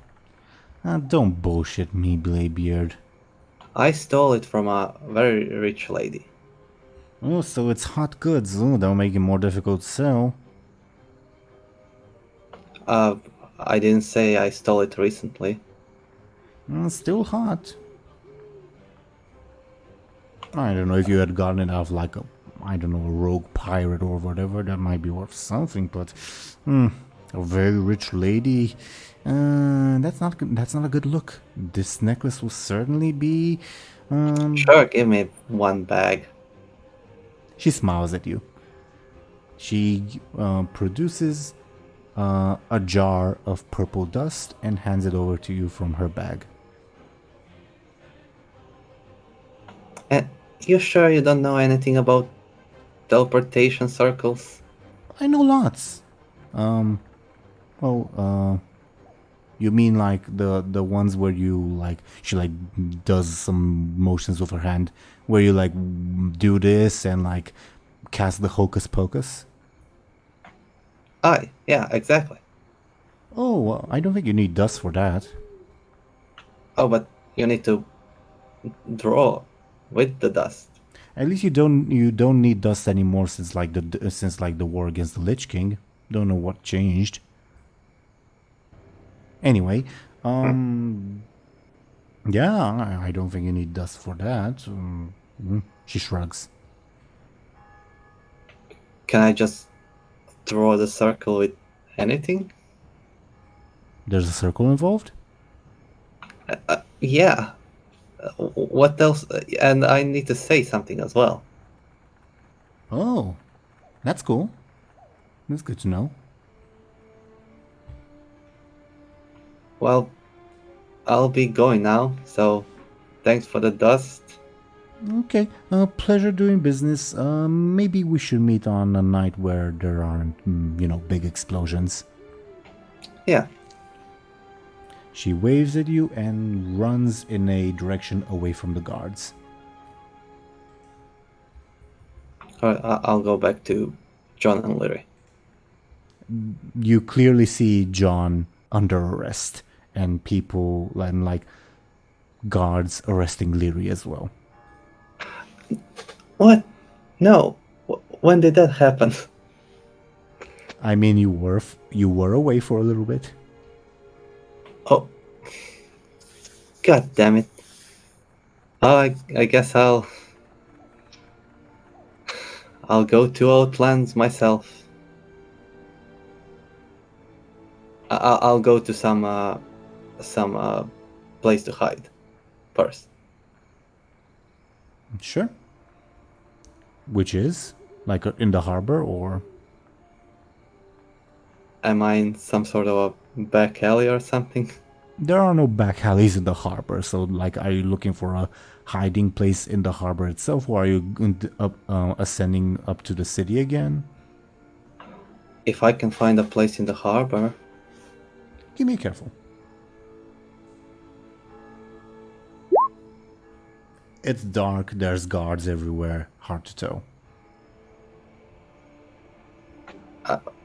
I'll go back to the tunnel entrance place where we emerged to the docks. So the manhole. Yeah. Okay, let me do a roll to see if there are guards there. This will be random.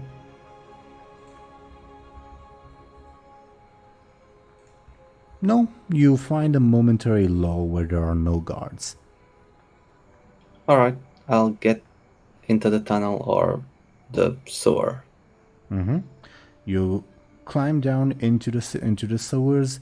As you climb down, you clearly see some lumbering footsteps moving away from where you're currently at, presumably those of Hartep. Damn, he's slow. He is. Alright. I'll ask the mysterious presence in my head.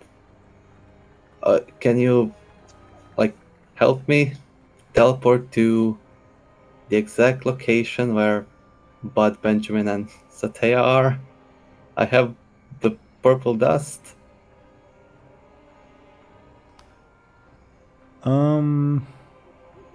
You get no reply, but you get enough of the inkling that, wait, the dust wasn't purple. Okay. I would like to use my stunt for that. Is that all I get? The dust wasn't purple? Oh, the mysterious presence in your mind. You would remember the pattern to draw, instinctively, and whatever words there were to utter, which there weren't any. Well, actually, there was one. But you realize, yeah, this is not the right dust. The dust you were looking for was light yellow. Damn it. This, now that you look at it, is this just,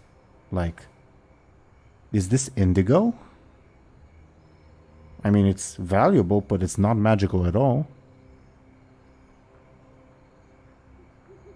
Huh. Alright, well, I failed.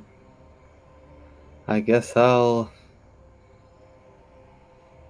Should I give myself up. No, wait. So Zelris is suggesting that I could have used my hourglass to remember. But I don't think that would work, right? It would be dependent on a careful roll. Yeah, it's my memories, so if I don't remember, I don't remember. Right. Mm-hmm. And if if it's a bad roll, you will actually misremember. AKA remember erroneously.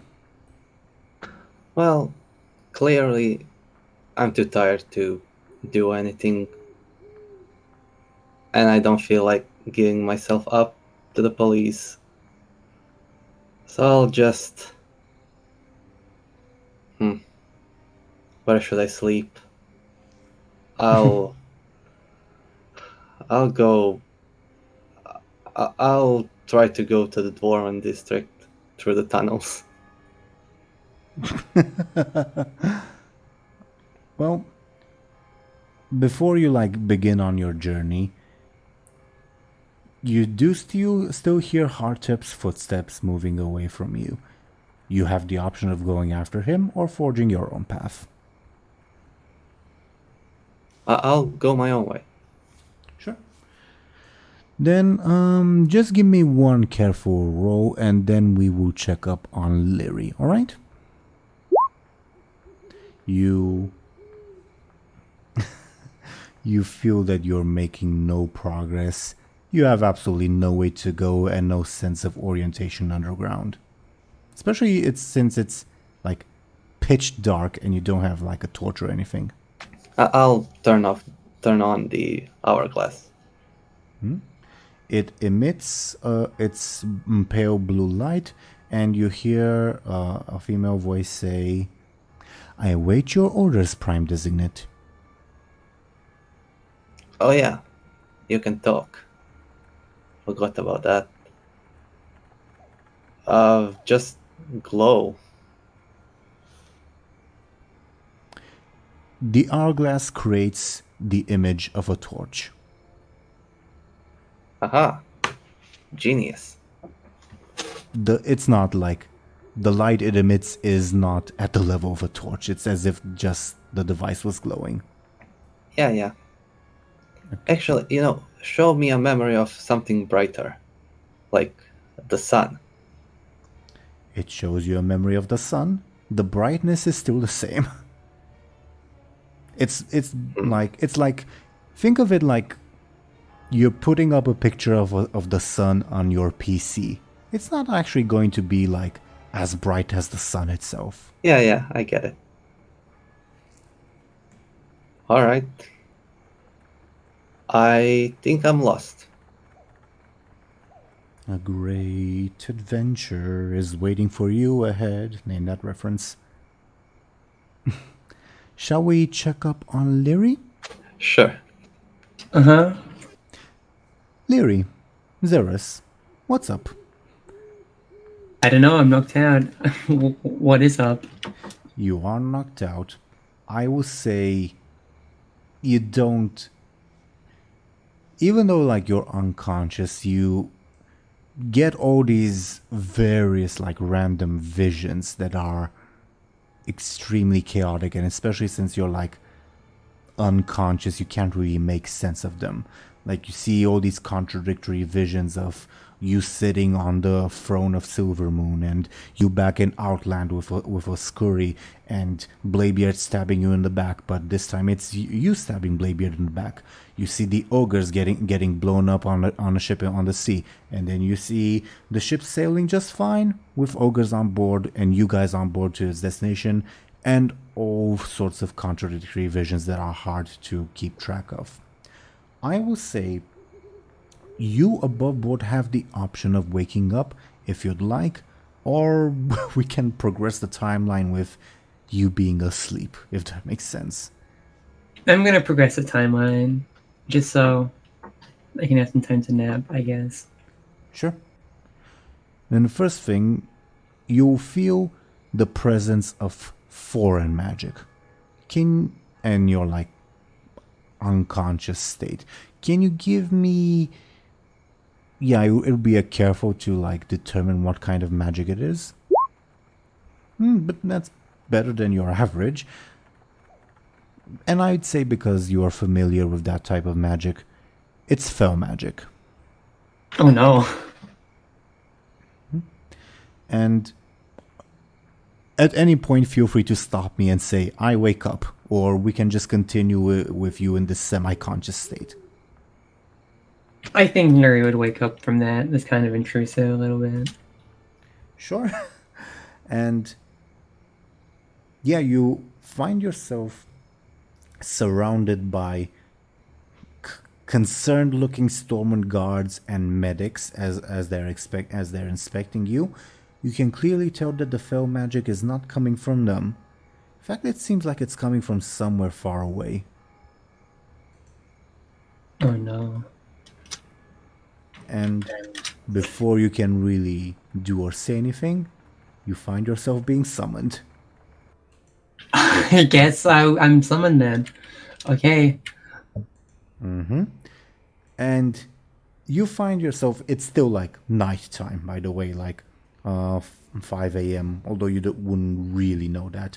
You find yourself in the familiar lair of Golgamash, as you're in front of like the sort of couch that Golgamash was sleeping in, and you see Skoll, aka the horned head, the one that did not summon you, crying. And Gamash looks like half asleep, irritated at you, and says, "Or who are you?" You summoned me? Did? Thought I summoned weird elf succubus thing, not Voidwalker. Lyri will shrug. Go wet the bed, clean him up.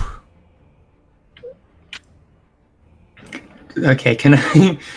Lyri's gonna try something. Okay. Lyri is going to let her mental defenses down and see if, like, letting the Viceroy or anyone control her actions will do anything different. I don't know.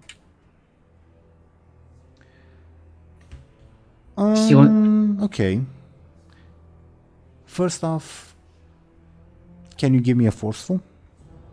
Uh-huh. In before -4. Whoa, that's a decent roll somehow. You let your defenses down and you feel the void like taking control of you and your body, like, but you're able to like return, if that makes sense. Okay? And you feel the void trying to act up. And let me do a roll.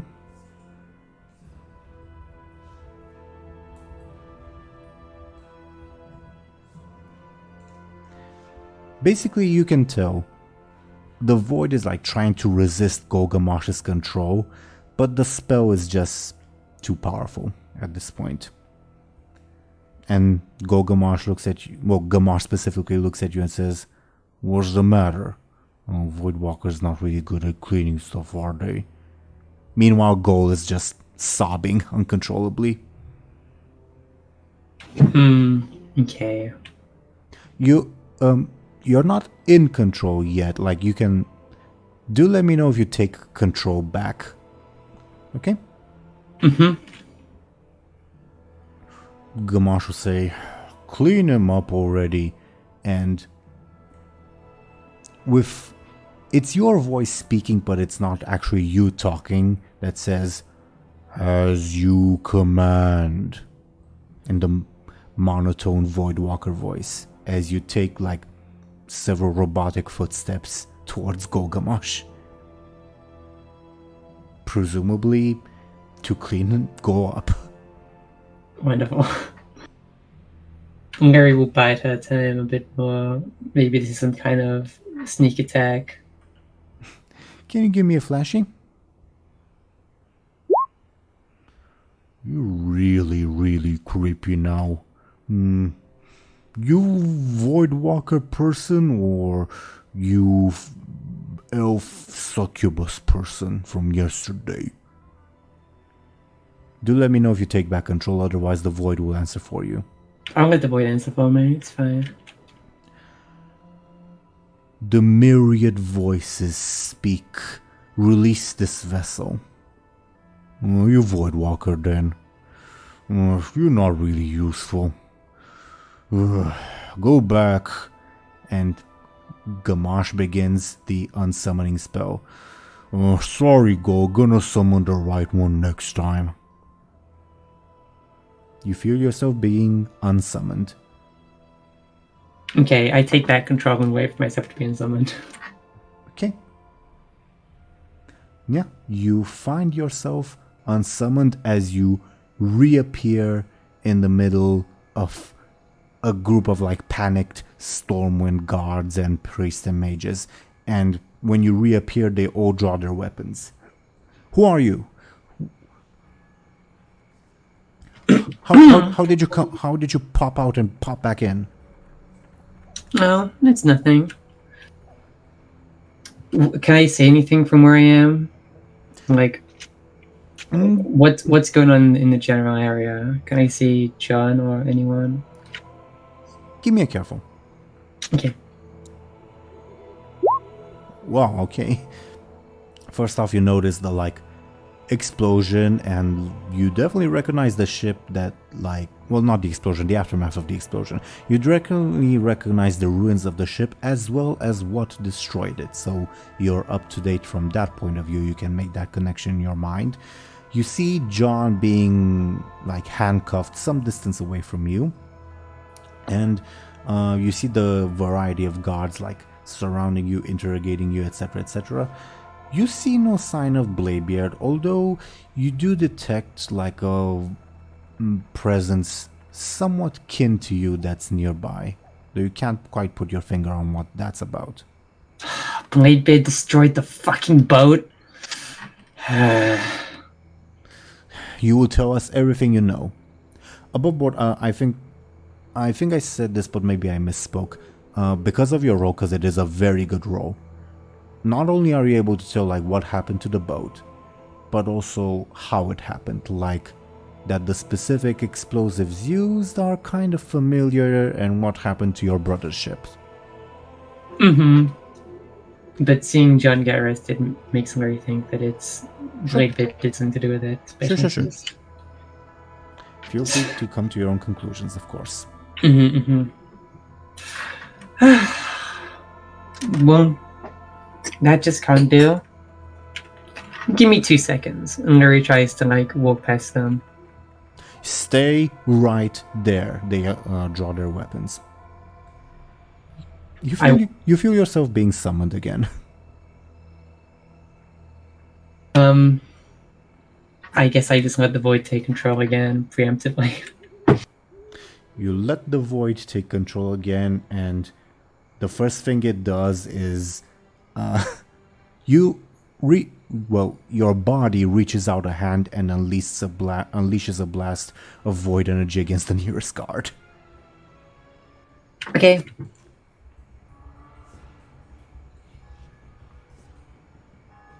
The guard like dodges up in the nick of time, and like all the other guards pull their weapons, and they say, "What's this? Assistance! Get her!" And the guards close in to attack you. The void prepares another attack, but then it is summoned again to the lair of Golgamash. Okay. Yeah, and since only a few seconds have passed, it's still like the sight of Go weeping and Gamash finishing the spell like half asleep, and then he looks at you and says, "Voidwalker again? Oh, too tired now, Go." Is the void still in control? Yeah. Can you give me a forceful to see if you'd be able to take back control? No. Okay. You're just a passenger at this point. Okay.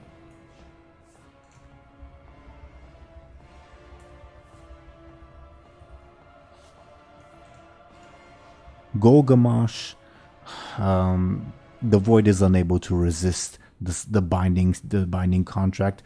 Golgamash Gamash specifically lazily unsummons you, and you find yourself back in Stormwind. Okay. I know it's a lot. Yeah. Yeah, and as you are back in Stormwind, let me write something down. Okay. Yeah, as you are back in Stormwind,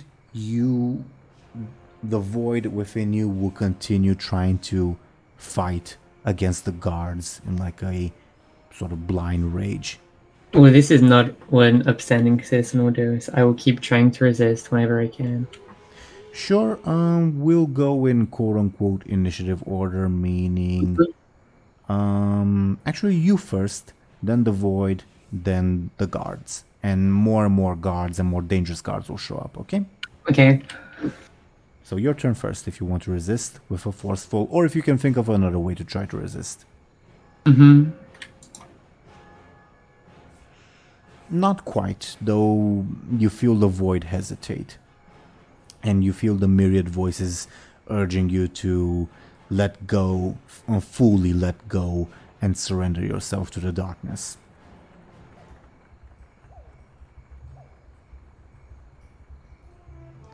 As your hand shoots out and you unleash a blast of energy at one of the guards, knocking him several paces back. And the other guards will attempt to overwhelm you with their numbers.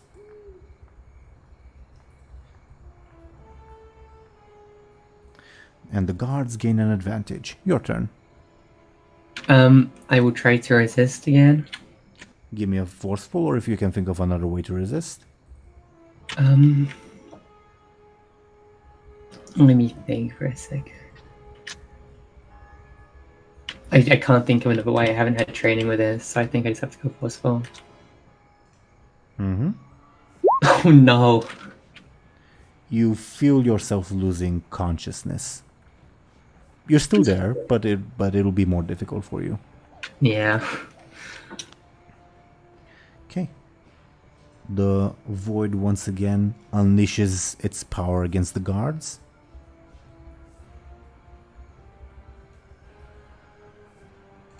It spikes of almost like spikes of void energy like shoot up from your arms and fully impale two of the guards, like they're dead. And you hear whispers in a language you've never heard before, but feel like you, for whatever reason, understand, urging you to consume and destroy. Okay. Just an old day in Stormwind. Yeah. Guard's turn.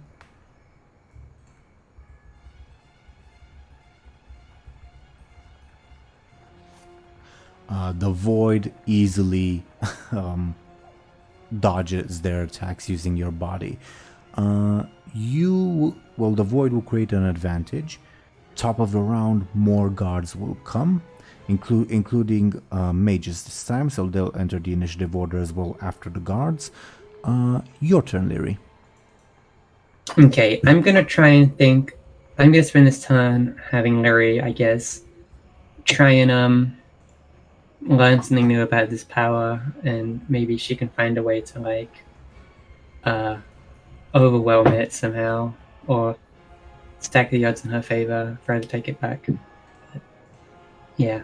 Give me a careful with your stunt applying, and if you get a good roll, I'll give you an advantage, okay? You mean a clever? A clever, what did I say? A careful. My bad. A clever, yeah, with your stunt applying. It's too much happening at the same time.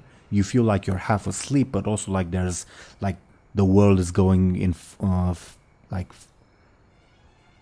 double speed around you, for like I'm not fast forward around you. It's overwhelming. You can't focus on anything, and what's more scary is you start thinking maybe it's all right to let go. Maybe it's all right to listen to the myriad voices. Oh no. Scary revelations. I will say one thing that you will learn. I have like a little counter that I'm keeping track of, and you don't know like the number you're at, if that makes sense, of like how many times you're allowed to use the void before it becomes too much. You're blazing through this track at this moment. Cool. Okay. The void's turn. It will attempt to blast the guards once again.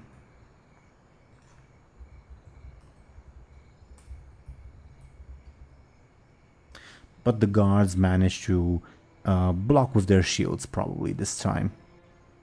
The guards will try to create an advantage, basically create a shield wall so that will protect their mages. Let's see how that goes. They succeed. I'll give them another charge on determined law enforcement, and the mages start shooting just spells at you. You're basically a raid boss at this point.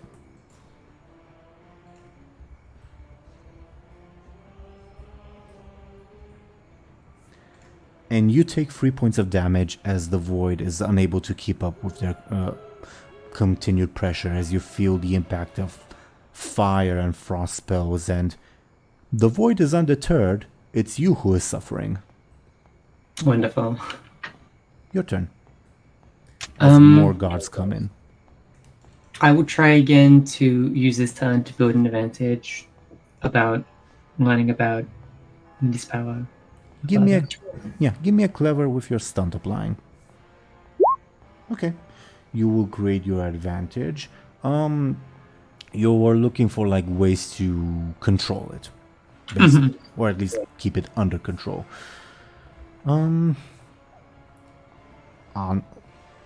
Honestly, like, at least in this hectic situation, it's mostly down, like 90% down to your own willpower. But also, you find that if you focus hard on certain thoughts, like some things that you know are true, and again, the void is like whispering countless contradictions to you, but if you focus on something that is true, that you know is 100% true, you tend to like stabilize control. Make sense?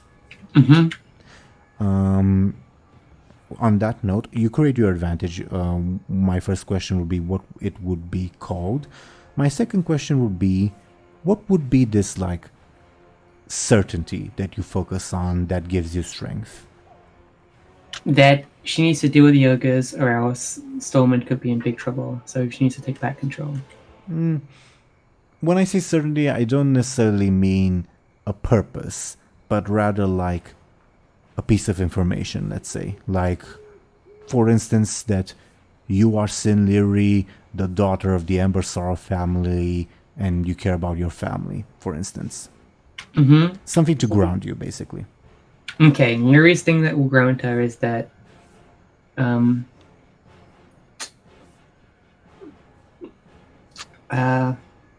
just go with that one. That one's good. Okay. And what's the name of your advantage? I don't know, like recollection or something. I have no clue. Sure. Okay.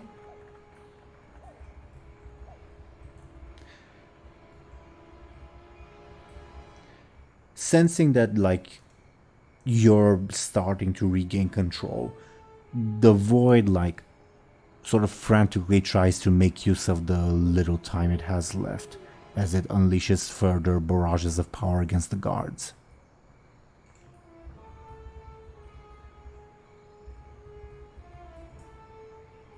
And yeah, you impale one of the guards like a shard of void energy through the guard's skull.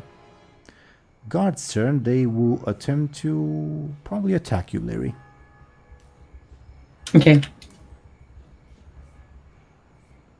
but the void is able to keep up with them, and the mages will continue unleashing their magic.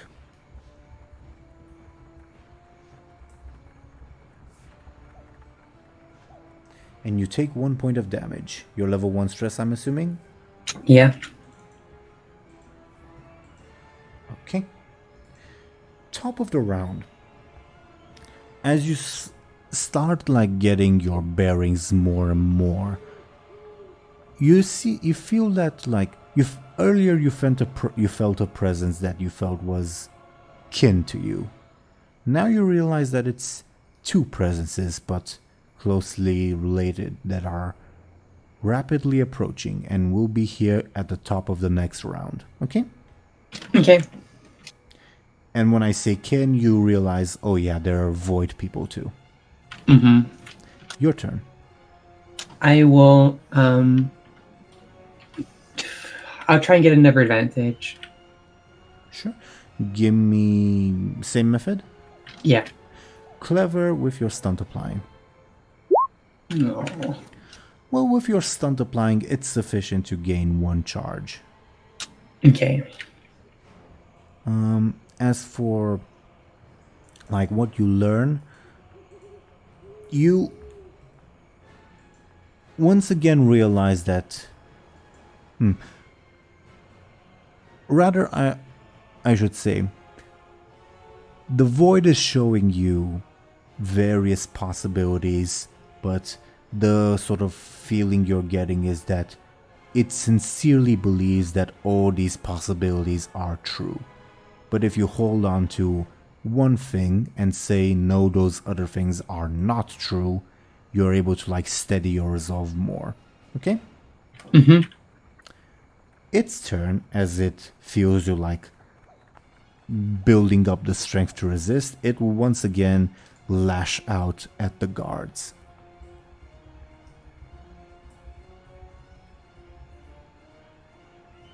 And blast one of them away, but you sort of feel it getting weaker. Guard's turn.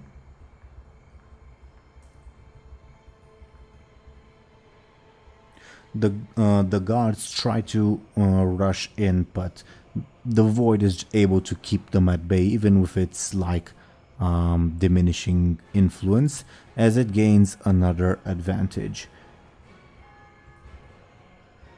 And the mages will try to throw their spells again.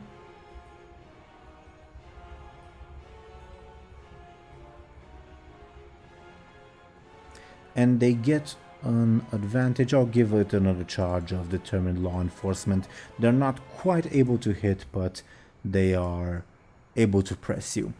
Oh, quote unquote you. Mm-hmm. And at the top of the round, before your turn, you will immediately see like who these figures that are, as they where did I put the damn thing? Oh right, as they practically emerge in an explosion of void energy in the middle of the guards, momentarily like stalling the battle as they come out. Let me give me a second to put them on screen. Oh, there they are. It's two lovely figures. This lovely lady, quote unquote, that I hopefully dragged on screen, as well as this lovely gentleman. And you get the inkling that they are on your side at the moment. And one of them will go before you, one of them will go after you, okay? Okay.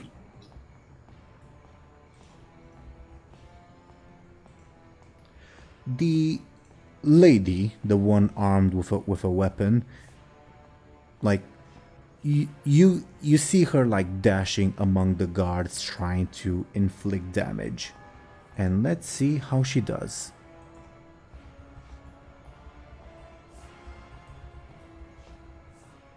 She got a critical fail, but still slashes two of them. Okay.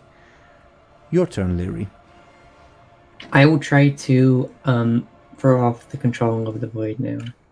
Give me a forceful, please. Or if you have a different method in mind. Okay. I'll say... And Go ahead. and I will use one of my charges of my advantage to boost the roll.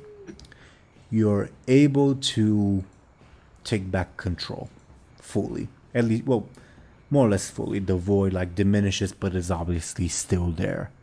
You're your own person again. And it almost seems like the two notice that.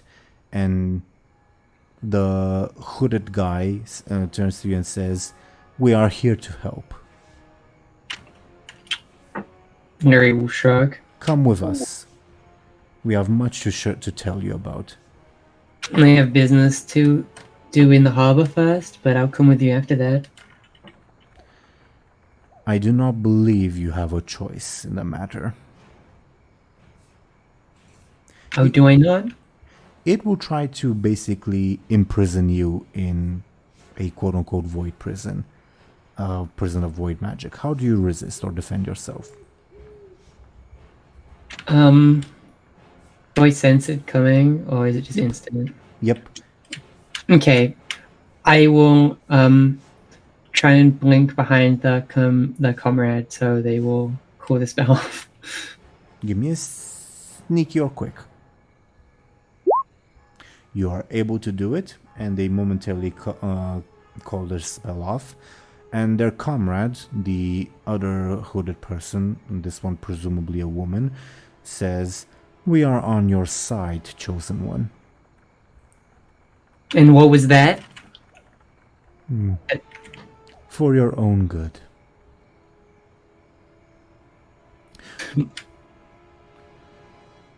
Or would you prefer we leave you to the guards?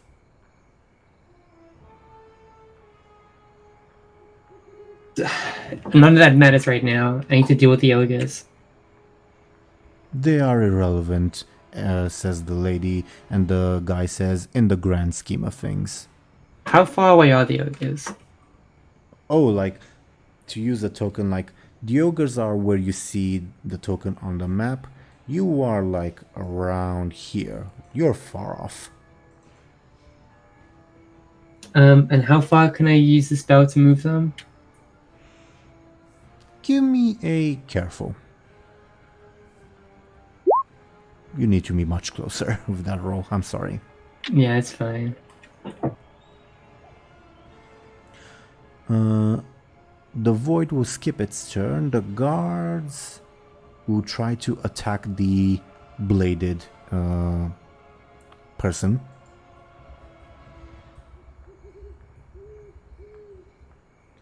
And she swats them aside easily. As for the mages, they will try to do the same for the hooded guy. Well, not with swords, but you get what I mean.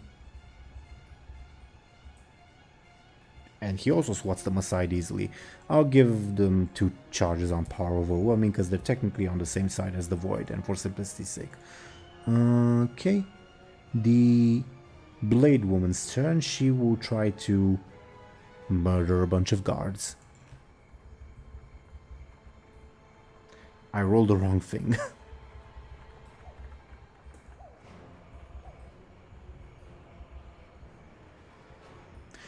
She takes out 3 guards, and at this point I think the guards and the mages will concede. They run away in a panic. This is way above their pay grade. They'll probably be back, but you've driven them off. Well, quote-unquote you. Okay. Are we still in initiative order above board? But you might want to, because Lyri is going to be running towards those ogres. Let's say we're not at the moment. They will allow you to run, but they will follow you. Okay. Chosen one, we have much to discuss. Mm-hmm. Yeah, like what? Of your unintended heritage, says the guy this time. Of your purpose. Of your potential power. Mm-hmm. Well, we can talk about that once I do this. You run towards the harbor, and the guards that were like in between you and the harbor will like run away in a panic. I'm guessing you don't like lash out to kill them or anything, do you? No, I don't. I'm a good civilian. Okay, but the hooded guy will. Yeah, he will. Okay, but he does it like casually, like he still follows you as you go, and you eventually reach the ogres, and you see that they are more or less where you left them, if that makes sense. Like the guards have not been able to figure out a way to move them. Right. I need to hide these somewhere. Useful tools to corrupt. No. I need to. These are something that one of my friends wants to keep. And how is that of any help to us? It's not, but I can go with you after I deal with this. Lyri will try and lift the ogres and submerge their little things under the water where they won't be found.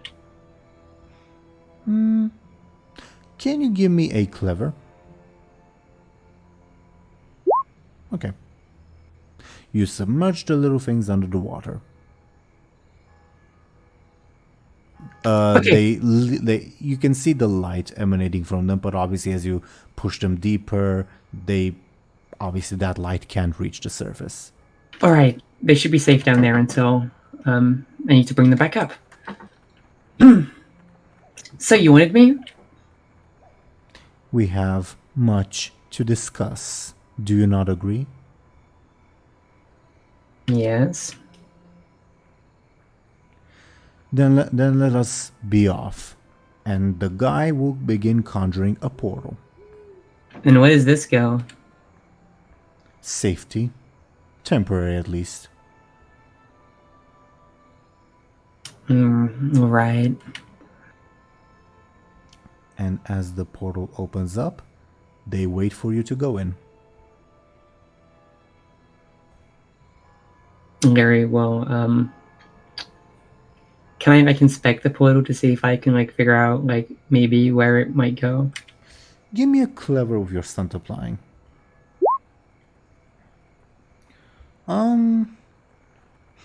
Void portals are more difficult to tell than classic arcane portals, because one, you've seen fewer of them than classic arcane portals. Two, by its very nature, the magic is very chaotic. That being said, your instincts and your void intuition, for lack of a better term, tells you this probably leads to somewhere fairly close by. Okay, Lyri will go through it then. Okay, you go through it and are soon followed by the tomb. Shall we at this point check up on Benjamin and Buhd? What do you all think? Yeah, I don't. I went to get pizza. That's why I was going. We ordered pizza. Yeah, we can check on them. I don't know. I know some things that have happened. I've been back and forth a lot. Oh, you've missed a lot. No, I've been here for a lot of it. Just I don't know what happened to the ogres. Apparently, They're all dead. are they really dead? Lyri submerged them underground. Not underground, Underwater. underwater, my bad. Oh, That. they're drowning. Are they drowning?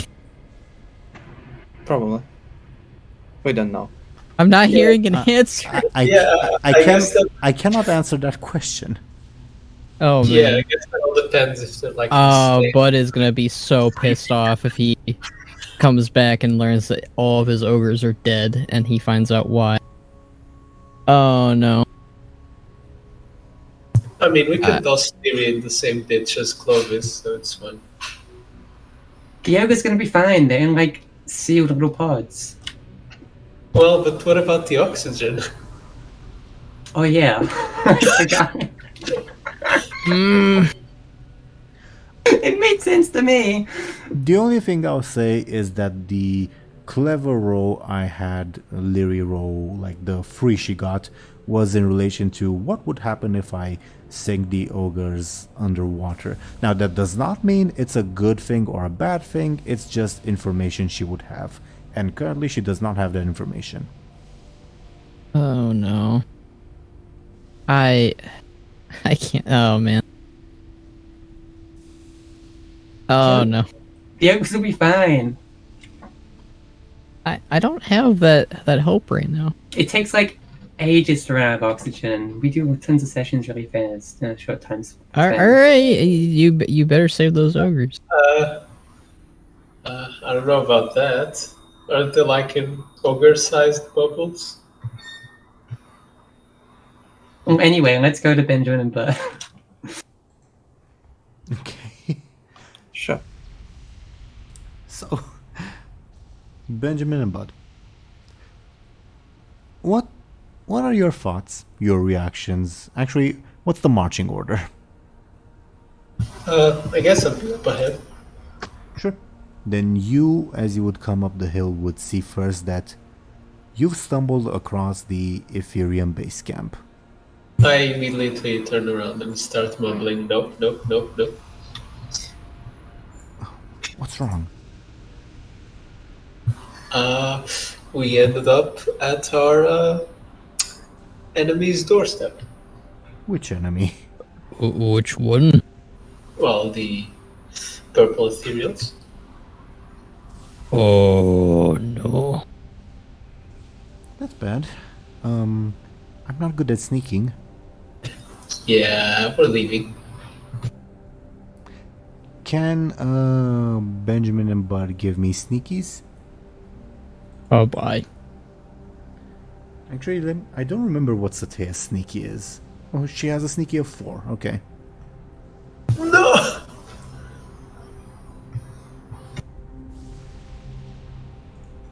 Okay. Skoll, I hate to pressure you, but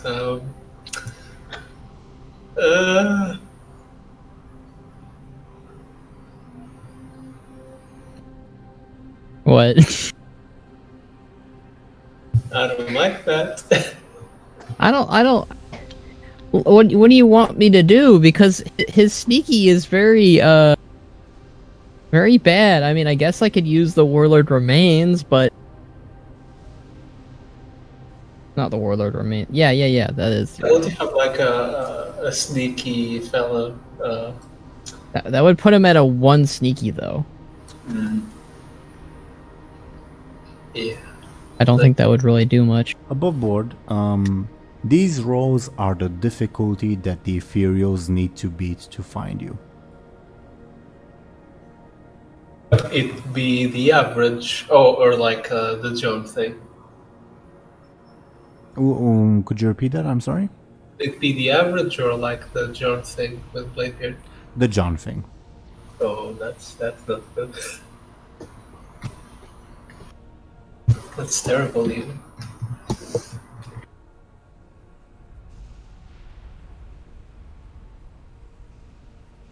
Yes, what DoomGoblin is saying, can we please change it to easy mode for the story? Oh, DoomGoblin posted that in our Discord, okay. I mean, it's one of the fundamental rules for, like, tabletop adventures is don't split the party.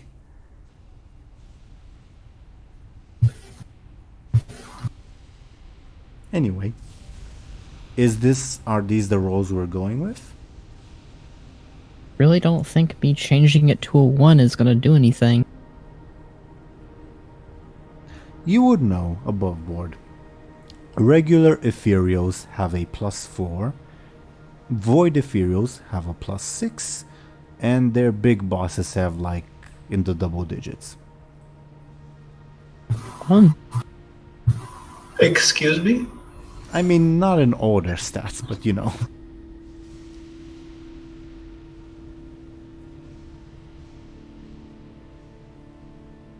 You would know this because you guys have encountered them. Well, not Benjamin and Buhd specifically, but yeah. This isn't to say that they'd be like on lookout duty or anything. It's just that Yeah, we're leaving. Very much so.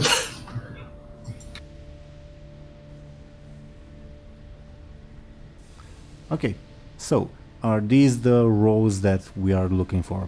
4 for Benjamin, -1 for Buhd, and 6 for Satea? I really don't think there's much of a reason to change mine. I mean, yeah. Okay. I guess I could re-roll. I don't know. I don't think it would really matter. Okay. If that's your final answer, let's do a roll for some ethereal lookouts.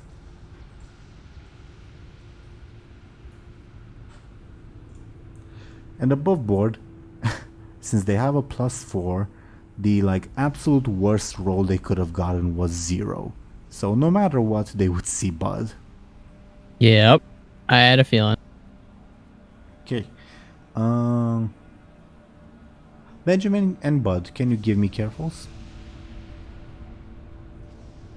Yes. Buhd, you feel like something's noticed you.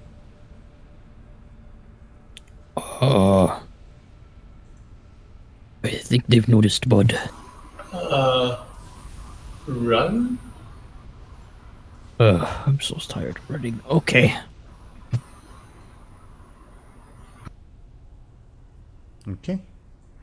As ethereals will...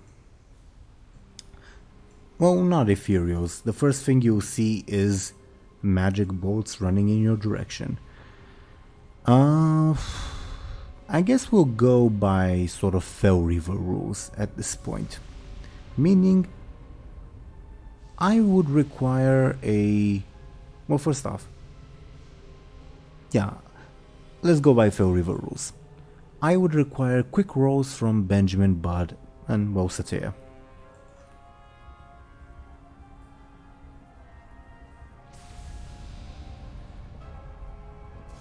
Okay, and then I'll roll for this group of ethereals.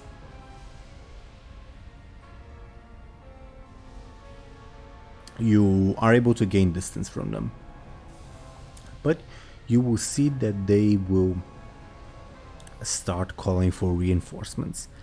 Can I get more quick rolls from all of you?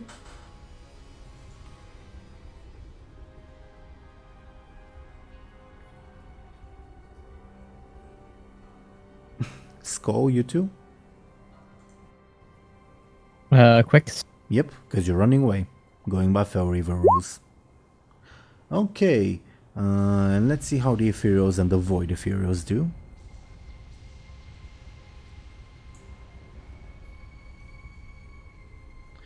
Benjamin, you are able to get ahead, and one more roll, Benjamin, and you'll be scot-free. However, the ethereals and void ethereals are closing in on Buhd and Satea. If you abandon them and you get one more successful roll, you'll be scot-free, but yeah, you get what I mean.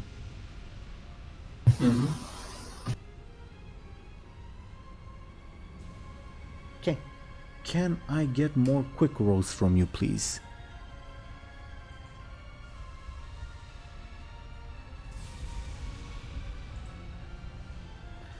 Buhd, Skoll, could you also roll?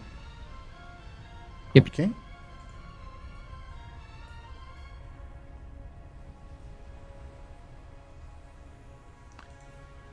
Benjamin, I leave you the choice. I give you a choice. You're far enough ahead away that you can make a getaway. You don't have to roll anymore. That would mean abandoning Buhd and Satea, who may or may not escape.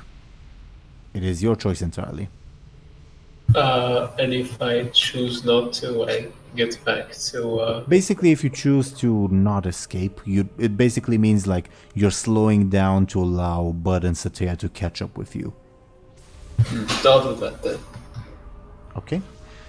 Then you guys are currently at a +1 to the ethereals and a +2 to the void ethereals. Okay. Can I get quicks from all of you again?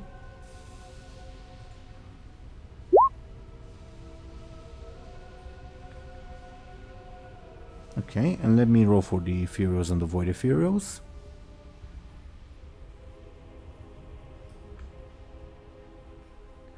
The Ephemerals catch up to you guys.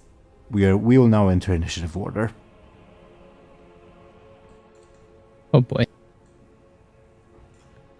And the Ephemerals will reach you guys start of next turn. The Void Ephemerals, rather.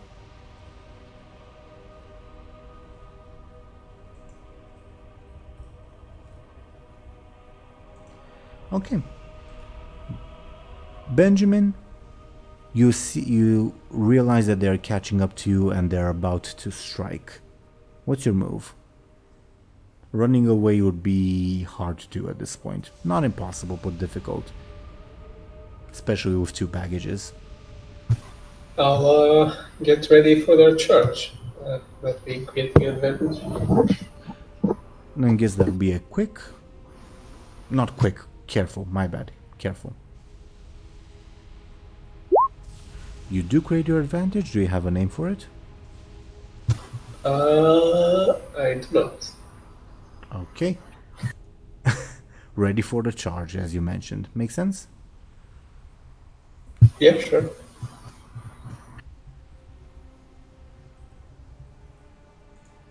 Okay. Satea will ready herself as well. Does not like she can do much else.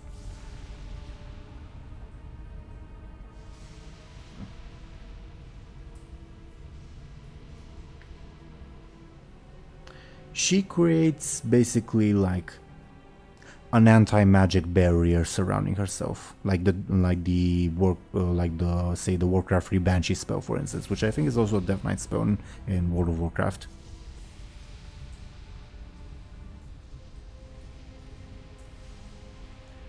Okay, the Void Ephemerals will join next turn. Bud's turn. The Ephemerals are catching up to you guys.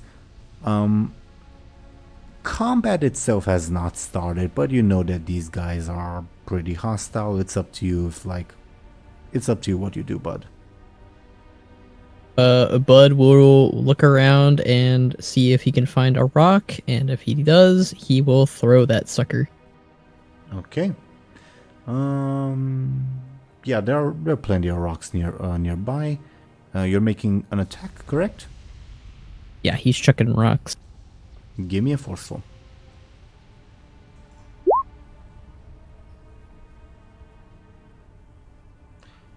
Okay.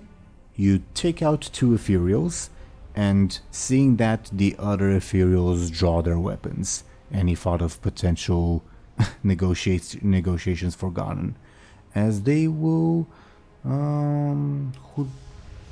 who'd be first? Who'd be in the front line out of you guys? Probably Bud. Then they will go for Bud. How does Bud defend himself? Bud will reach for his cannon and use that as a shield.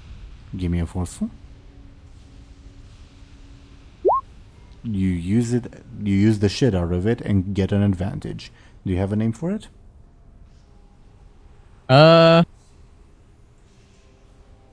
Ethereal hatred. Sure. Bud does not like these guys. Top of the round, the Void Ephemerals will enter the fray. And this is messed up, but Benjamin, you will receive a sending spell. Oh, I've been missing those. Kyrie says, I'm glad everything's fine. The first ship is about to return to Buhd Bay. Let me know if there's anything I can do to help. I don't even remember what I said last time. Basically, you said, oh, it looks like things are about to go well, like they're looking up. Ooh. How long do I have to reply before the thing goes away? A minute. Okay. But which is like 10 rounds of combat. Okay. It is your turn at the moment.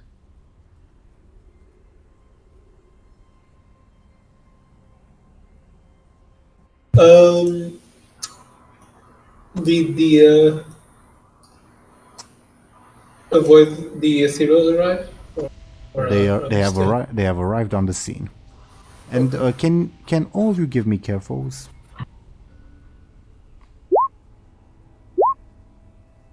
Not you, DoomGoblin, but Buhd could Buhd roll as well, please.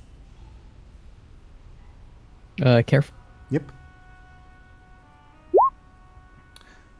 Buhd, both of you, Buhd and Benjamin, especially Benjamin, because his stunt will also apply.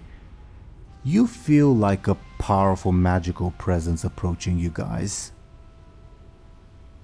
Like from the ethereal place? Yep. Oh no. Oh no. But because of your rolls, basically, you're in a boss battle, but there's also lots of enemy mooks nearby. But if you manage to clear the boss battle, you suspect that you'll have enough leeway to make an escape. Good luck, I guess. Sure, I mean, if you kill the boss and his other things, we are free to go. I wish we had 2 of our other members of our party. I will tell you, at the very least, it's not the Nexus Lord, and it's not the Nexus Lord's boss.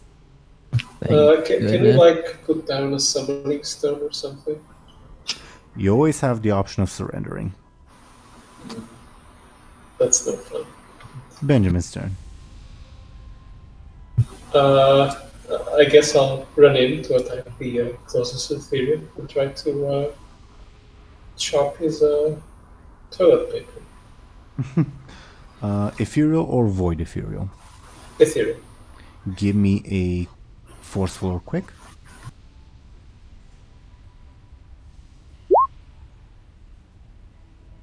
He parries your blow. Okay. Is he... Okay.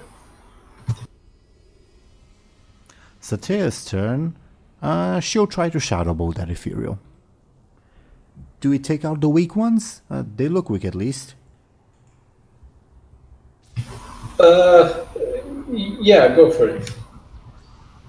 Oh, I forgot to roll if she would have been cursed or not. Let me see. Okay, she would not have, and she got a critical hit. Okay. So that's 5. She takes out 2 ethereals with 1 blast. Whoa. Still far from over. Void Ethereal's turn. They'll probably try to engage you, Benjamin. How do you defend yourself? I'll try to dodge their strikes by I don't know, jumping or rolling back. Let's go for it. Can you give me a quick, please? You succeed. And above board, I will say there are 7 regular ethereals remaining, 4 void ethereals, and whatever presence is coming. Okay. Buhd's turn. Buhd will pick up another purple rock and he will spin with it and then throw. Give me a forceful, please. Also, you're aiming at the ethereals or the void ethereals? I guess the void ethereals? They're stronger above board. Okay, then the ethereals. Your choice. Okay. Yeah, but we'll throw it at the smaller dudes first. Give me a roll, a forceful, please. You take out one of them. Alright. Okay. And the ethereals themselves will probably try to attack Buhd. How does Buhd defend himself? Buhd will go to parry with his weapons. Give me a forceful. You succeed and gain an advantage. Another charge on Ethereal Hatred? Yes. Okay. Top of the round, you feel the presence getting closer, both of you. Benjamin's turn. I'll keep attacking the ethereals and hope they don't critically succeed. Okay. Give me quick or forceful.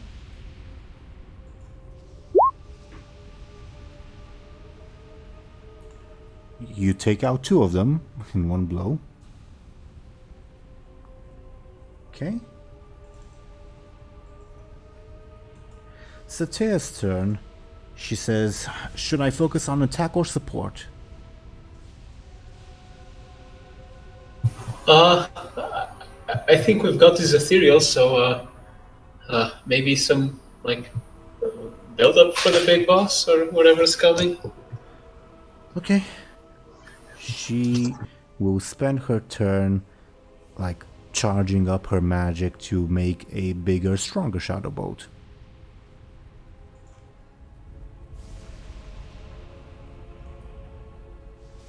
And she barely succeeds, but still it's a success. Okay.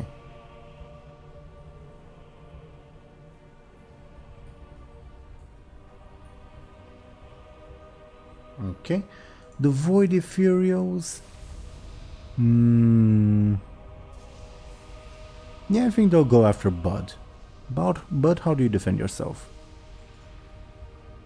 Buhd will continue to try and parry with his cannon and makeshift weapon. Give me a forceful. You succeed and gain an advantage. Another charge on Ethereal Hatred. Yes. It is your turn, by the way. Buhd will move to bonk his cannon on the head of the Void Ethereal. Okay. Give me a forceful, please.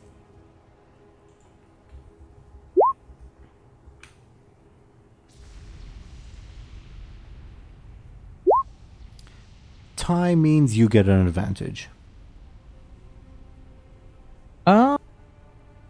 Yeah, I'll take that advantage. Okay. I will say from your past encounters, the Void Ethereals will not go down in one hit. Okay. Regular Ethereals, they will probably attack Benjamin. How does Benjamin defend himself? The regular ethereals, right? Yep.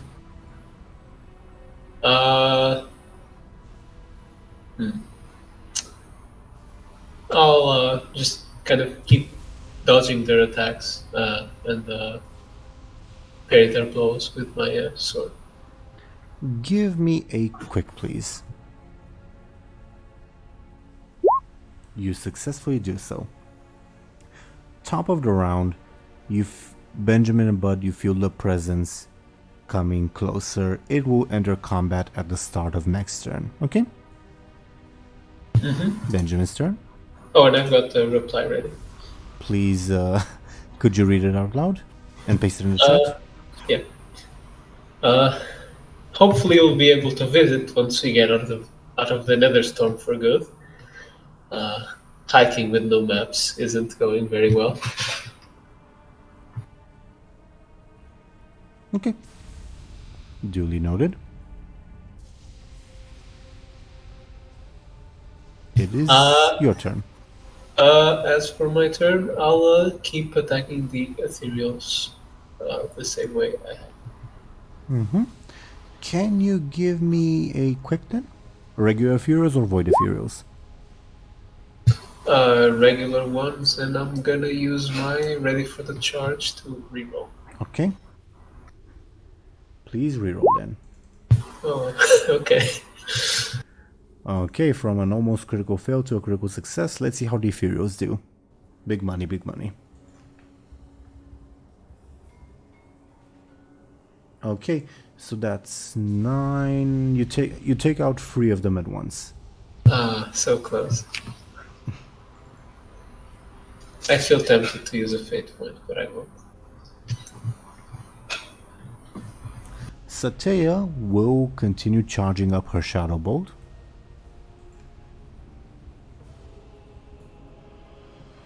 Oh, I forgot to roll for the curse. And so that's actually a 6. Still enough for 1 charge. Okay. The Void Ethereals, they'll probably attack you, Benjamin, as they like dart back and forth between you and Buhd. How do you defend yourself, Benjamin?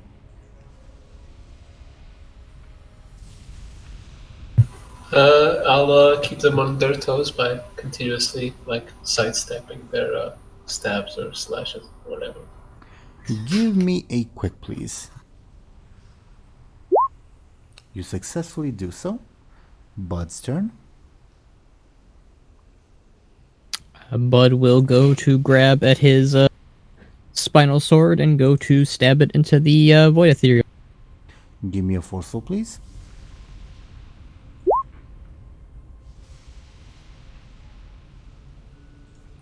You stab it through, and you clearly do some damage as the Void Ethereal turns pissed to look at you, but you don't kill it. Regular Ethereal will try to take advantage of this by trying to stab you, Buhd. How do you defend yourself? Buhd will try to swing the Void Ethereal in front of that attack. Sounds clever or forceful. I leave it up to you.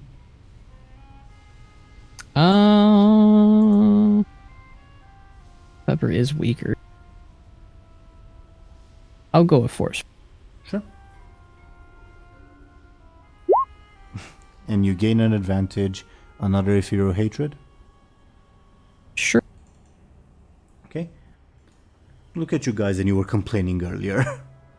I mean, the boss hasn't gotten here yet, so maybe he's gonna... Ironically, I think the worms were a little harder somehow. I mean, Buhd is trying to pull the one shot, so maybe that will go well. Sure. How dare you understand my strategy? Imagine cannon plus advantages. He's gonna die in one shot. The Ethereal shows up. I am here to kill you there. Sure. At the top of the round, the presence finally sort of clears the little hill and comes into view. Where did I put the damn thing? Ah, there it is. It looks like a regular ethereal, but you can clearly sense more power from this one than from the void ethereals. As it like nonchalantly looks at the ongoing battle and the carnage and says, "Impressive mortals. Surrender. The Nexus Lord may take an interest in you." Yeah, sorry, but I'm not interested in being turned into a robot or whatever. You are friends of the one called Bladebeard, yes?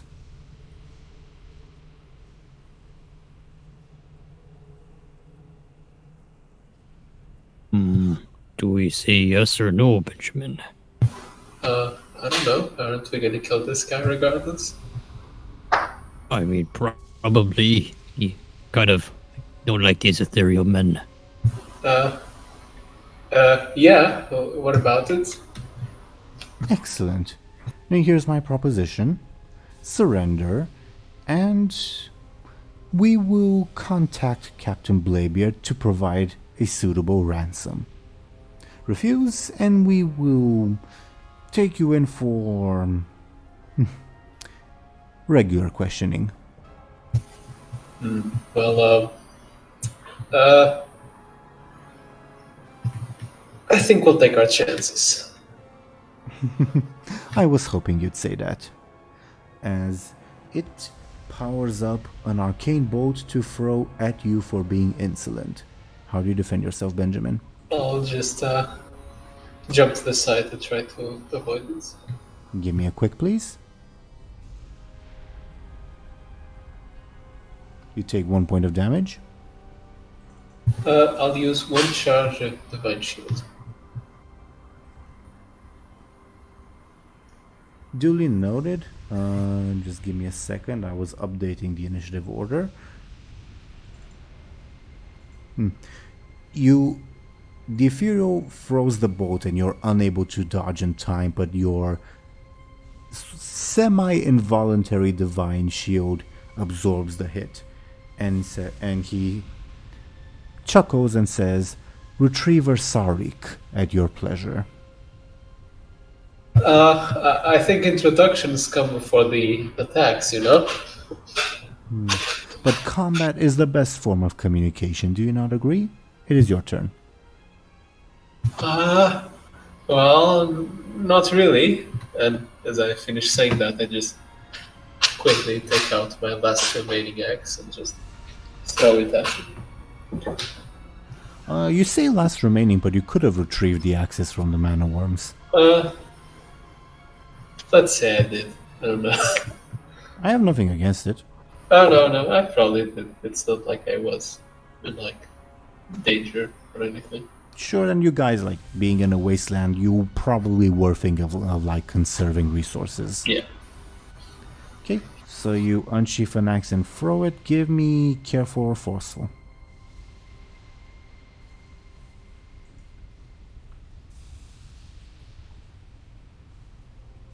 He sidesteps pretty much, and it lands at his feet. I thought you capable of more. Look, it's been a long day, okay? Not long enough. Okay. Well, I create the advantage for the Ephemeral. Satea will look at you, Benjamin, and also at Buhd, sort of asking, should I continue powering this thing up or throw it? I'll just try to nod this and continue. Okay. Give me a second. Okay. And let's see how Satea does.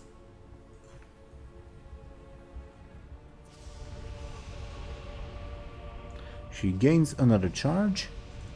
The Void Ethereals will probably move to engage Buhd. How does Buhd defend himself? With his handy dandy cannon. Can you give me a forceful? Yep. You create another advantage. And would you like another charge on Ethereal Hatred? Yes. It is your turn. Bud's gonna point his cannon at this new highly leader guy, and he's gonna open fire at him. Okay. I'll give you a +6 bonus on your forceful, okay? Okay.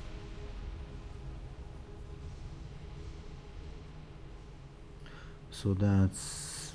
gonna use a fate point to reroll.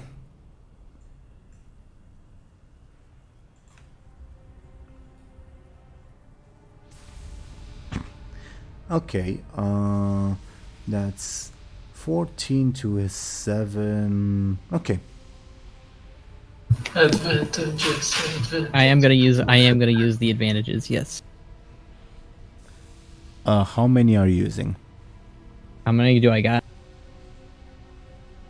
I mean, you have 6 advantages. I shall use 5 of those. Okay, so that's 10 plus a 6. Well, 6? No, 7. So that's 17. How many did I say you had? I forgot. If you hatred advantages, I forgot how many you had. You said I had 6 of them, but I'm only using 5. Okay. I was unsure how many to delete. Okay. So that's 10 plus 7, 17.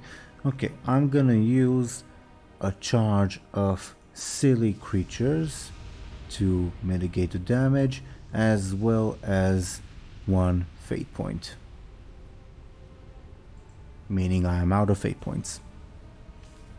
Which would mean that it's just 13 damage. Just. Alright, that's still a lot. Okay. How does Sarik take 13 damage? Give me a second to do some quick math.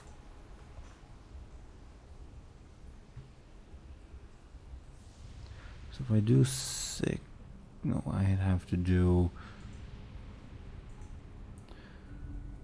6 plus 9, 6 for 6 consequence, 4 consequence, and 3 stress. I think that's the distribution. Buhd, what's the level 6 and the level 4 consequence you inflict on Sarik?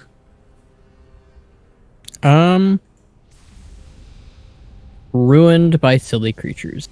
Sure. And the level 4?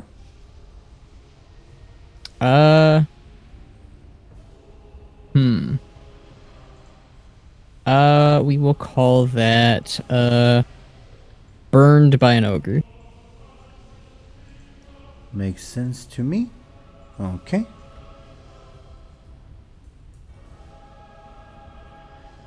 That was Buhd's turn. You blast Sarik with your cannon and he...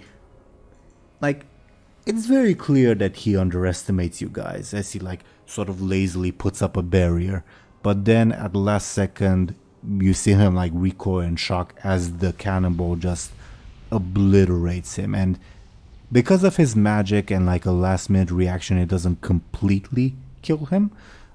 It just blows up, like, a bunch of his, like, side bandages, for lack of a better term. And he mutters, "Well done. My fault for underestimating you. Kill that one." And the regular Fury will move to attack you, Buhd. Alright, Buhd was expecting a little bit of a reaction. So he's gonna grab his cannon as after firing it and use that as a shield as he often does. Give me a forceful.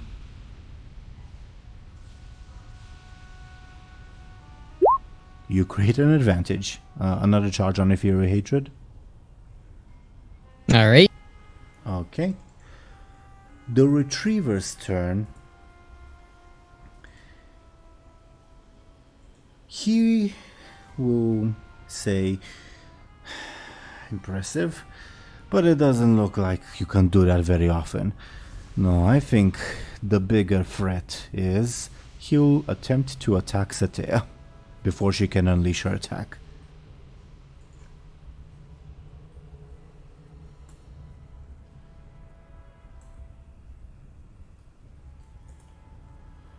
Satea takes 1 point of damage, which would be enough to knock her out. But she'll use her anti-magic barrier to mitigate that. Okay? Woo! Sarik snarls. Benjamin's turn.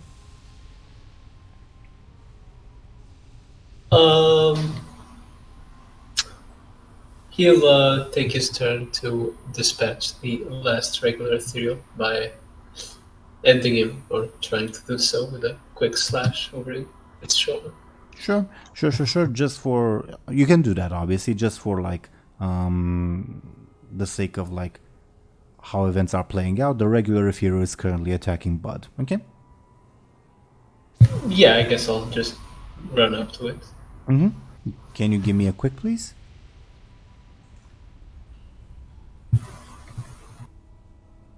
You do dispatch it.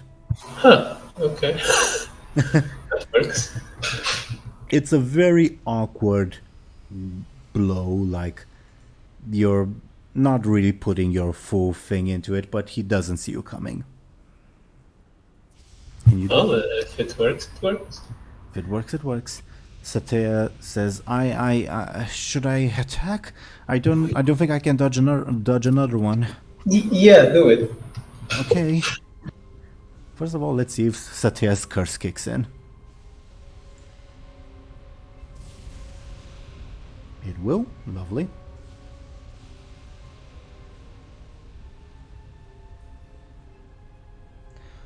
Okay. Even if she used all her advantages, that would do nothing. I mean, she gets an advantage back, right? Sure, but expending 3 to get 1 is a bit eh. Yeah. Okay. The Ethereal, like, casually, like, puts up a magical barrier that blocks the shadow bolt and says, damned curse. Interesting. Void Ethereal turn. They will probably attack you, Benjamin. How do you defend yourself?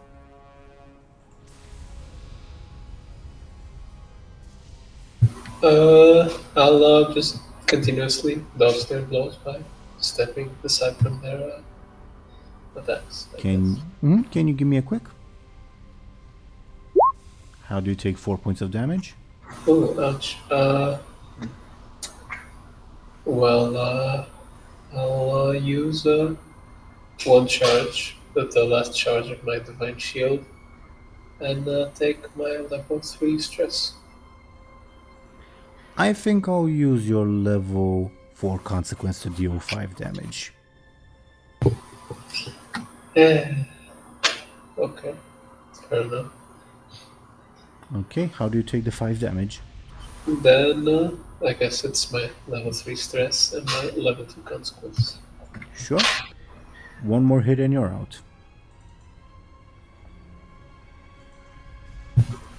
Oh wait, I forgot that Sataya could have used the Ethereal's consequences. Oh well. Sure, but she also has her own consequence that the Ethereal can use. Oh, right. Fair enough. Your level 2 consequence will be stunned, for lack of a better term. Okay. Bud's turn. Bud will pick up a nearby boulder, and he will yeet that bad boy straight across at the ethereal he just cannoned. Give me a forceful. Oh goodness gracious, that's weak. That's a weak one. What I always disliked about your species is how single-minded you are. I do not understand what the Nexus Lord saw in your kind. Well, I don't see what is so special with you, Mr. Hole in Chest. I will enjoy experimenting upon you, as Sarik gains another advantage. His turn. I think he still recognizes the potential danger that Sataya poses, and he'll try to knock her out of the fight.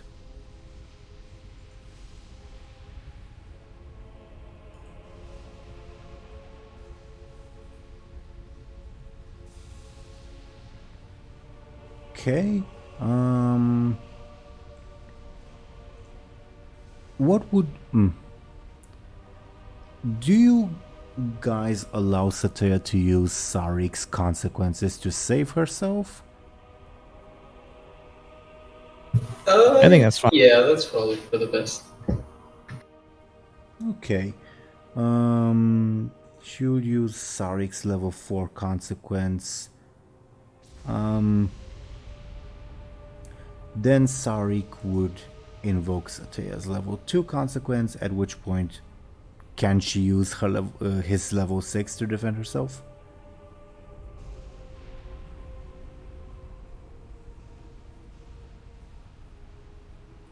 Your guys' choice.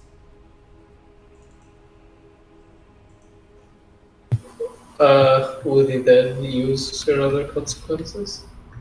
I cannot speak for what he would do.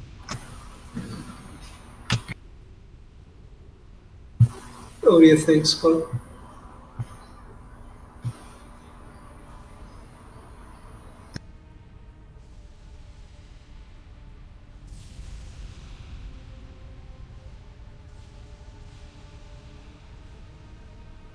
Your guys' choice.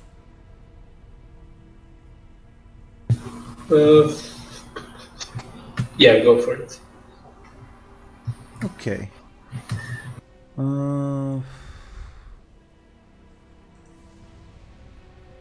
I think he's methodical enough to use Satea's level 4 consequence to knock her out of the fight.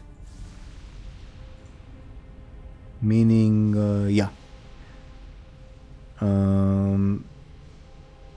Basically, Sarik throws a bolt of arcane energy at Satea. Satea tries to counter with her anti-magic barrier, but the bolt is too powerful and she is just like thrown backwards. She's out of the initiative order. Your turn, Benjamin. Is it your turn next? You look weakened enough. Don't worry, I will not kill you yet. Well, maybe it's better if you did. And with that, I'll attack the Void Ethereals who were attacking me earlier by just quickly slashing at them. Give me a quick, please. What's with my rolls? No way. I hate it. Okay. Let me remove Satea's advantages. The Void Ethereals will gain an advantage pressing the attack, I'll call it.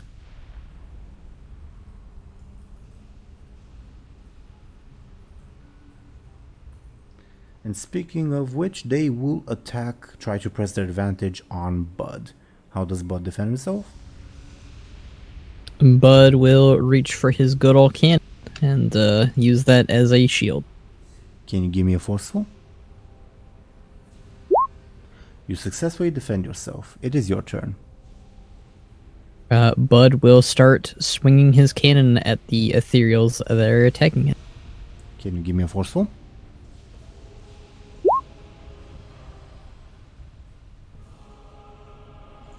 Time means you get an advantage. Alrighty, that's another one for the ethereal hatred. It is. Sarik's turn. He slowly sort of regains his confidence. Says, he like lifts up a finger and says, "Eeny, meeny, miny, mo. Ogre, apparently you will die first."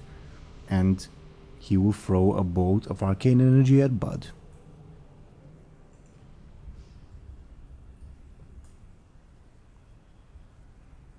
How does Buhd defend himself?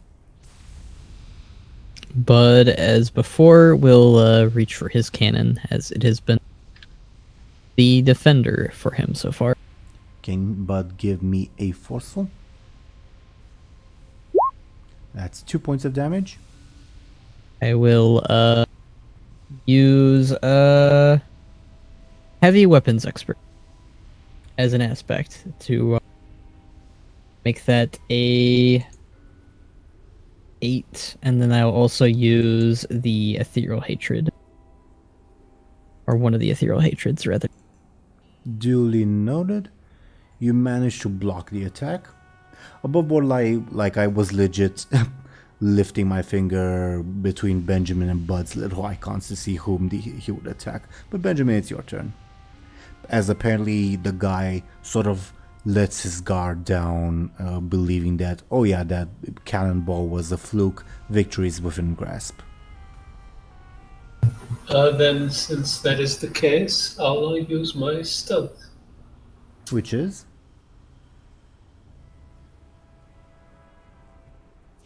Which stunt? Give me just a second to open it. So Oh, my bad. I need to read it.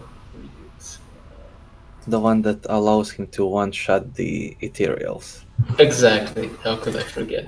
Hey, that's there's legit a character in the other campaign that has a stunt like that. Don't make me do this. Wait, is it like that specific? Well, there aren't Ethereals in the other campaign. No, but I mean like in the context of... Basically, she can, within reason, instant kill someone. Oh, okay. But usually, like the foes they come up against are like like big ogres, like the size of an entire house, so it's not quite possible to kill them in one blow, and I treat it more like a Bud's cannon sort of thing, etc., etc. Well, as I was saying, I'll use my keen senses stunt. This is looking pretty hopeless, or I'm trying to see if there's any way to, well, make this situation a little easier, let's say. Either that or just a way to, leave. Okay.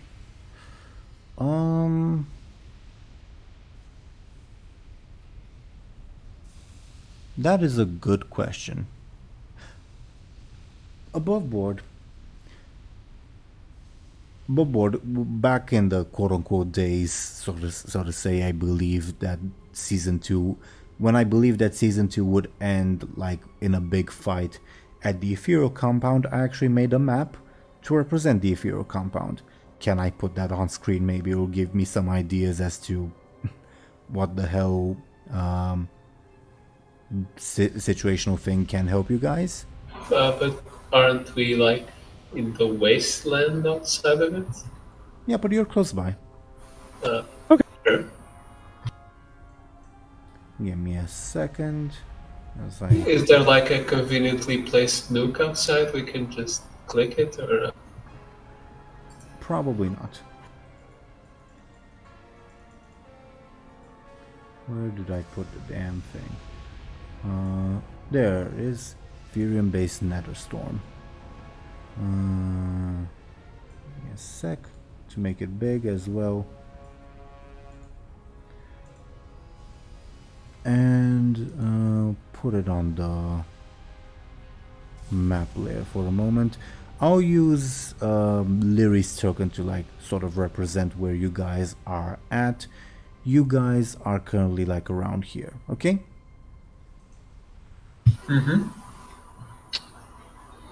Okay. As to what could be used to your advantage. Well, first off, you see the corpse of Bladebeard floating in space. Second off,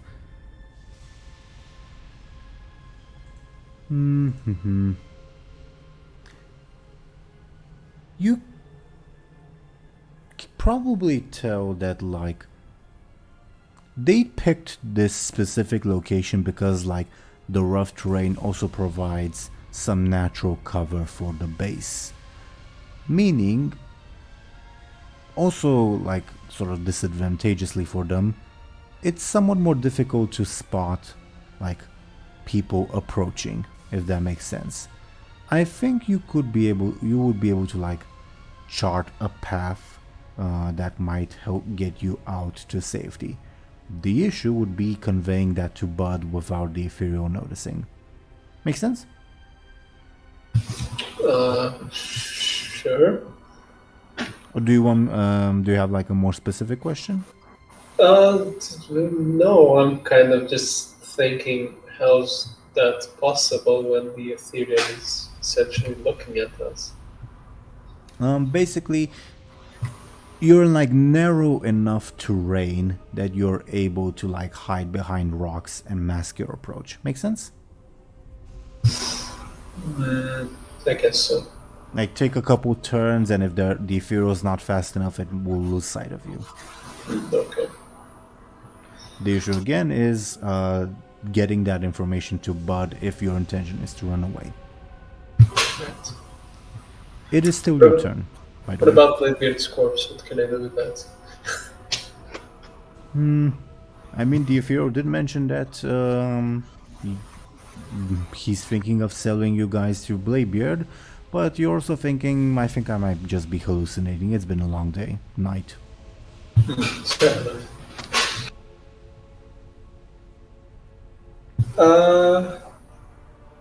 Okay. I guess I'll be pressing my attack on the Void Theories.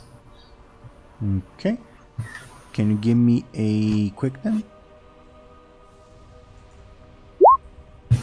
I swear, what are these rolls? I'm leaving. Well, do you wound one or do you dispatch the one that was already wounded? I'll dispatch the one that was already moved. Okay. And for their turn, they will probably fight back against you. Okay? Sure.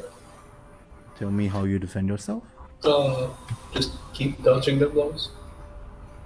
Quick, please. You successfully do so. Bud's turn. Bud will lift up another boulder and he will go to chuck it at the leading ethereal. At Sarik? Yeah. Okay. Can you give me a forceful?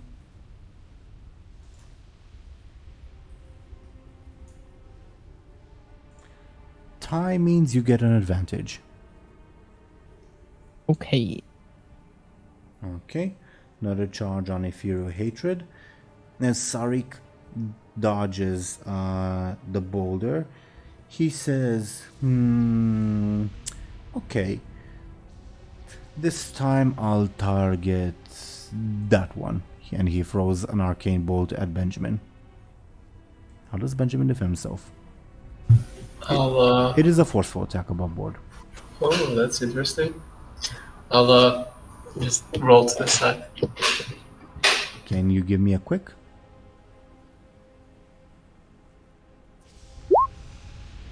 So that's an 8 with your stunt, correct? Yeah. So yeah. What do I do? I'll go ahead and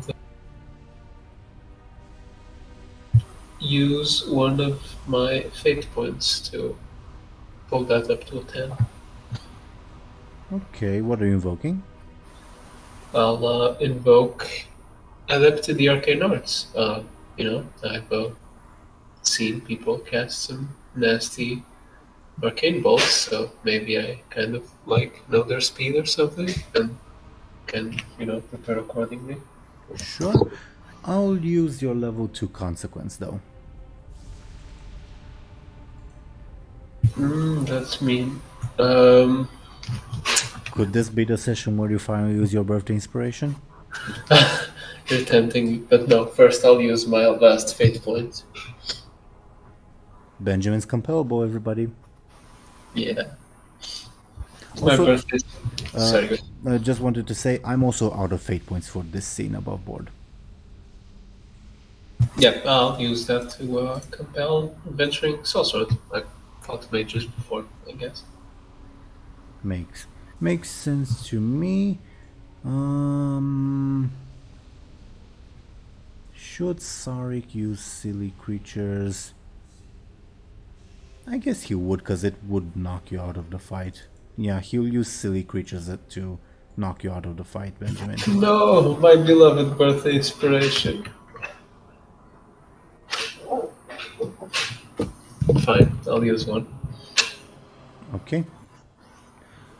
Which would make it a tie, meaning he gets an advantage. And you barely dodge that one, and he chuckles, sort of absent-mindedly. Your turn.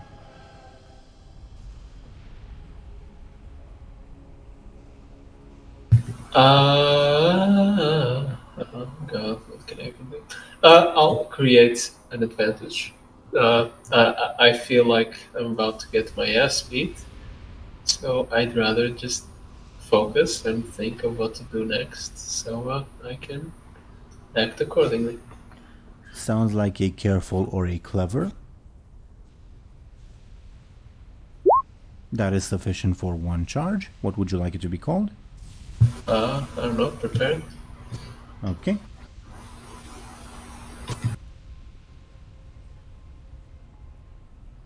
The Void Ethereals will probably attack Bud. How does Bud defend himself? With his good old cannon as a shield again. Can you give me a forceful?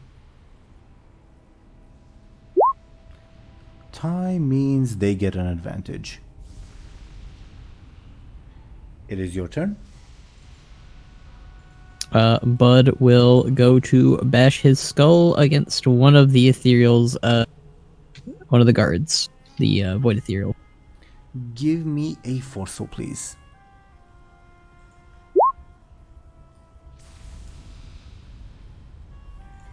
You wound one of them. The retriever's turn.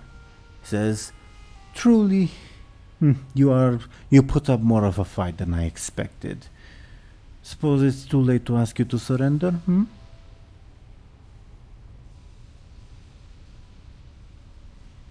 I'll take that as a no." He throws a bolt at Buhd.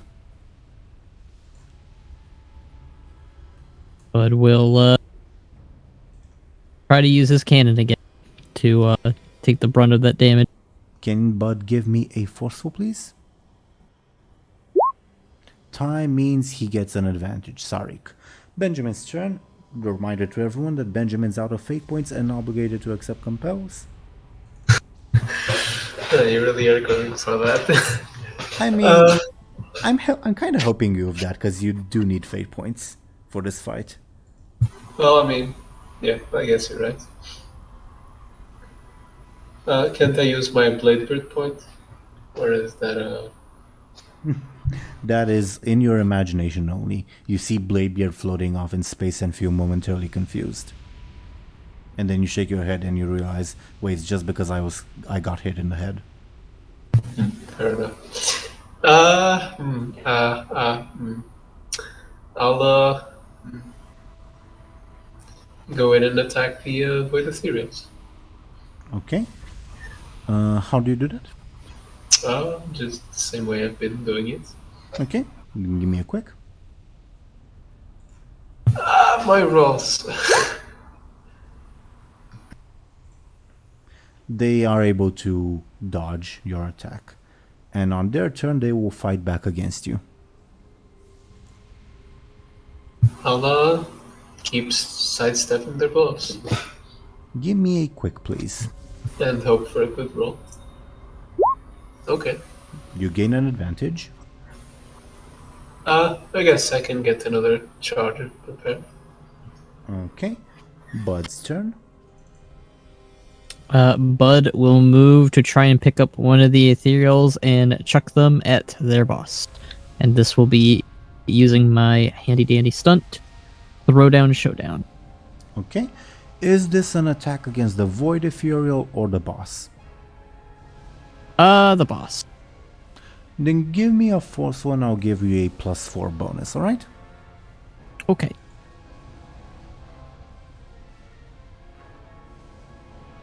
Ooh, that's... Okay. And I will use my advantage. Two. You'll use 2 advantages, you say. Okay, that's 4 + 3, 7. Well, you only... Well, he'll use his advantages to survive, basically. So that would be... if Bud uses his final ethereal hatred, will he die? Well, I also have my fate points. Well, currently, Bud would be dealing 3 damage. And Sarik has his level 1 stress, level 2 stress, and level 2 consequence available. So he'd need 2 more to kill Sarik. Alright, then I will use one of my advantages and one of my fate points. Well, you only need the advantage. Oh, then I'll only use one of the advantages then. How do you dispatch Sarik? Bud first chucks the ethereal right at him, and then Bud runs down and bashes his whole body right through his he just runs right through him. Okay. And I think the Void Ethereal, seeing this and also one of them being wounded, they take a few steps back, unsure how to proceed now that you've killed one of you've killed their boss. Do you say anything to them to convince them to back off, or do you continue this standoff? What's your approach? I think Bud would growl at them. Can you give me a flashy, please? Wow, that's a critical success. Okay. It was so cool that now the Void Ethereals are his underlings. They take steps back and once they feel like they're in a secure enough position, they'll run away, conceding the fight. That being said, you do get the impression that you are not safe. You've just bought yourselves time to get away, or I guess potentially go further into the camp if you'd like. We would not like that. Right, Skoll? No, I don't want to go anywhere near this camp. Reminder that Satya is unconscious somewhere. She was attacked by one of Sarik's boats, and for off, you don't know where she is.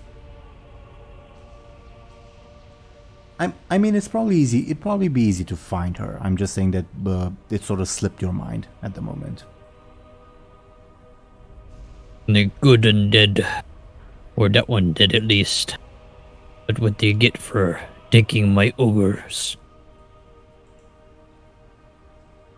Well, let's just grab Satay and just leave as fast as possible.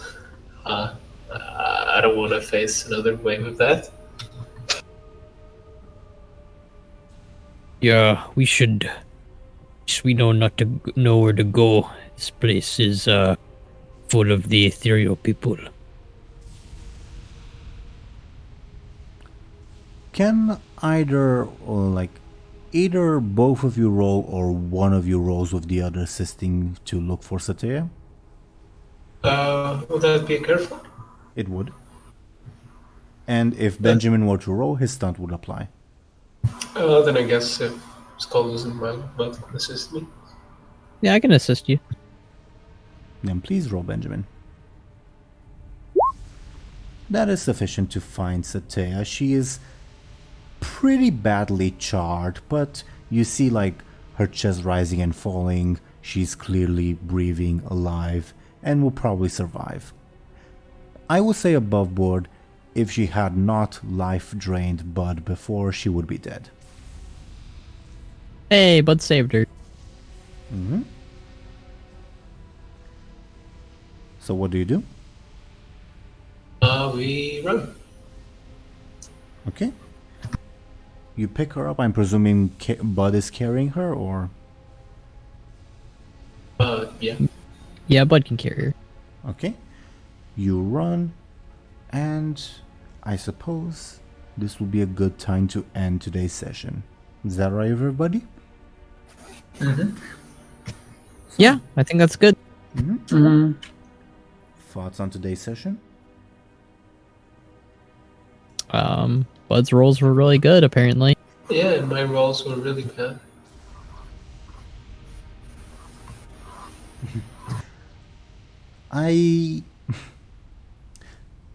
I'm so sorry for the nasty surprise, but like it was totally the result of the roll of the dice. I didn't set in mind that, oh yeah, Benjamin and Buhd are totally gonna stumble on the Ethereal base camp. It was the result of the dice.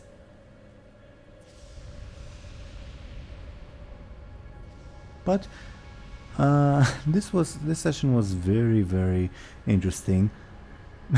DoomGoblin, by sheer force of dwarven hard-headedness, you managed to save the ogres. Congratulations. Yay! Woo! At least something good happened. Just above board, hypothetically, like if you guys were like to follow the like original plan of all of you boarding the ship with the ogres, the bomb would still be there, but you guys would have chances to like notice something's wrong, find it, potentially even find out who put it there, etc., etc.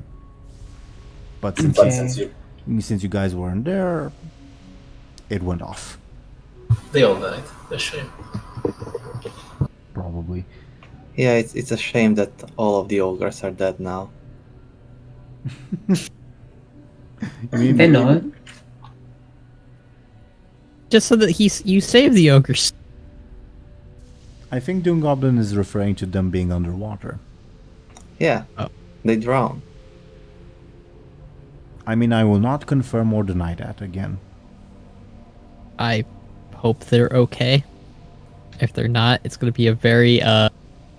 depressing welcome home for Buhd? I mean, That's fine. Ogre number 12 is dead. I already forgot his name. Yeah, but he was not turned that. into a zombie. And then killed. Let me look. Had his name written down, or not written down, but typed down. His real name was the one I came up with. Either or, they're gone. R.I.P. I suppose. Stray Mug. Oh, there you go. There you go. But this session was... I hope you guys had as much fun as I did, because I enjoyed like both the Benjamin and Buhd side, as well as the Bladebeard and Lyri side, and the individual Bladebeard and individual Lyri stories. They were fun. I liked the Buhd and Benjamin fight with the Ethereals, although I hope they can get to Shattrath or wherever soon. I mean, you guys did much better than I thought you would in the Ephemeral fight. I'll be completely honest. I genuinely thought that the only way out for you guys was to be taken hostage and like for the Ephemerals to trade you away to Bladebeard in exchange for something else messed up. But you guys did very good. So congratulations. Back to the wastes. Back to the wastes indeed. Lyri, are you happy you ended up with these two void people instead of the Tortolan? They don't talk as annoying, so I guess. Sure. They seem stronger though, so that's kind of scary. Yeah, they do, and they are. We'll see we'll see where that goes. Yeah. We split up again. Oh no. This time wasn't my fault though, it was totally Bladebeard's fault. That is true. Well, at least I can feel where you are at all times. I guess that's true. Yeah, from Bladebeard's perspective, like, while Bladebeard's in the tunnels, oh, Lyri's suddenly in the Badlands. Oh, now she's back. Now she's in the Badlands. Oh, now she's back. Now I'm feeling some weird magic coming off. Now she's running away. Now she's being teleported away. A lot of stuff going on with Lyri. There wasn't really any Bladebeard and Lyri scene that entire game though. Unfortunately. Oh, yeah. Yeah, not really, I suppose. Because Lyri only woke up after Bladebeard was already gone. I mean, Bladebeard interacted with Lyri, it's just that Lyri didn't interact back, I guess. The Bladebeard's suggestion to John that he hide under Lyri was the most hilarious part of the episode to me. I don't know how that didn't work. I mean, I know how it didn't work, but there was a chance, I guess, that it would. I mean, John, as a Forsaken, has like bright, pale skin. It's very visible, even with like a shadow elf lying on top of him. Yeah, it was a dumb idea, and I'm proud of it. But a fun one, and I'm not like blaming you for it. I'm just saying that I found it to be hilarious. Everything dumb I do is because I want, because Bladebeard is a dumb character, not because I'm Understandable, dumb. And I'm not insinuating. Yeah. I'm kidding. Yeah. I would like to ask everyone, by the way.